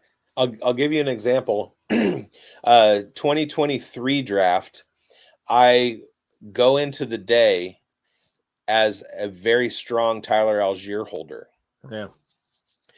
Where my buddy and I go to the bar, we're watching the first round. And as soon as Bijan Robinson got drafted by the Falcons, I had an absolute conniption. Now, take that, and that's going to account for 20 NFL teams during this draft. Oh, yeah. Yeah. I mean, I always bring up when I was doing a live radio show, terrestrial radio, where I was under the FCC. And it was the year that I had a bunch of James Robinson shares, and the Jaguars decided to use their second first-round pick on Travis Etienne. Yeah. I don't know how I was not kicked off the air permanently. I don't know how I held my tongue. It was crazy. But I digress. We could do a lot of content on that. I have to do some content on the pride of UC Davis here. I don't even know how to pronounce his last name. Is it Lan Larison? Larison, yeah. Lan Larison. Yeah. The only guy, or the guy that is tweeting about him or posting about him on X more than anybody else that I saw, is Brendon Booth, and he's here to tell you everything about Lan Larison tonight out of UC Davis. Lan Larison. Okay. First of all, I live in Davis. I grew up here. I became a fan of UC Davis in the early 80s. Watched them pump out some pretty good NFL players. Ken O'Brien is one, quarterback from the Jets. Mike Wise was another one, Raiders defensive end. Got a jersey right here. There it is. Tragically passed. Rest in peace, Mike. But somehow UC Davis, as a non-scholarship Division II school, was putting out Bo Eason as a safety for the Houston Oilers, and a whole bunch of NFL players. JT O'Sullivan from the QB school. Kevin Daft was a backup quarterback for the Oilers, I want to say. Tennessee Oilers, maybe. Anyway, long legacy of success, even for a Division II non-scholarship school. They eventually adopted scholarships, eventually moved into the FCS, and last year had their best season that they had in 40 years. They made the FCS playoffs. They unfortunately went down to, I want to say Montana State. No, it was somebody better. I didn't get a chance to see the game that they lost. Anyway, their running back was a kid named Lan Larison, who came out of Idaho as a quarterback. Took him a couple years to get a foothold, but in 2023, he became, they had a guy ahead of him on the depth chart who was pretty good. But in 2023, Larison came up and was the starting running back. He finished that season with 178 carries, 1,101 yards, and 6.2 yards per carry, 13 touchdowns. But what was kind of surprising was he had over the 20 catches that we look at. Mm-hmm. The year before that, he had 25. Last year, in his final year at Davis, he had 284 carries for 1,465 yards, 17 touchdowns. He caught 62 catches for 847 yards and 6 more touchdowns. I watched this guy have 200-yard rushing games. I watched him have 200-yard receiving game, 150-yard receiving games. Out of the backfield, he's 6'1", 215 pounds. He's very, very big for a running back, but he runs away from defenses. He hurdles guys. He was a quarterback, so he can be used in a wildcat, kind of like Darren McFadden. He can throw the ball. He can do everything on the field, and he can do it at an NFL level. Second week of the FCS playoffs, he hurt his ankle, could not participate. He had to he was invited to the Shrine Bowl or the Senior Bowl, had to decline the invitation, didn't go to the combine. So there's no pre-draft process to watch. There is another guy from Delaware who's the FCS running back of the moment. But as of November, it was all about Lan Larison. We've seen FCS success stories before. We like Pierre Strong is in the NFL right now. Austin Eckler was an FCS guy. Dylan Laube, same thing, smaller school, explosive skill set. Lan Larison is that guy from 2025. At this point, he looked like he could have been as high as a 4th rounder if he had been able to go through the pre-draft process. It looks like at this point, he's probably going to be a UDFA. But the fact is that NFL teams were scouting him and talking to him all season long. He was on the Senior Bowl watch list, and he's definitely been in getting ready for the draft. And he could be just a physical marvel on the field. I've seen him do some things that people shouldn't do, and he's done it as a running back. I should also mention another UC Davis guy that's in the NFL right now is a punter for my Green Bay Packers in Daniel Whelan. I forgot about that. The pride of Ireland, the pride of UC Davis, and maybe now the pride of the Green Bay Packers. We're running short on time. I want to skip the tight ends. I have to ask you about your quarterback rankings. I'm going to tee you up for this. Who is your quarterback 3 in this year's class? Shedeur Sanders. Who is your quarterback 2 in this year's class? Cam Ward. Oh my God, that must mean Jaxon Dart is your quarterback 1. A guy that, now listen, you talk about you're a Razorbacks fan, but I know how crazy you are about Tre Harris, and now you're crazy about Jaxon Dart. Maybe you're a Rebels fan here. I don't know.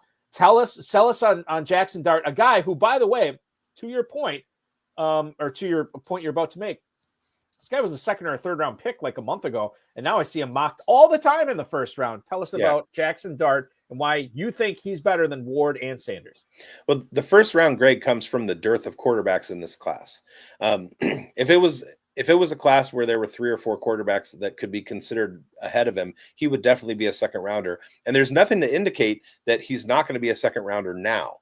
I had high hopes for him, and I came to my conclusion as to where he stands in this draft class by continuously asking myself, would I be comfortable with the Raiders pre-Geno Smith trade drafting Jaxon Dart at the 106? I've been out on Shedeur for a while. I don't want the Raiders to take him. His offense was too limited at Colorado. He was very good, very efficient at the things that he was asked to do, but he wasn't asked to do NFL things a whole lot.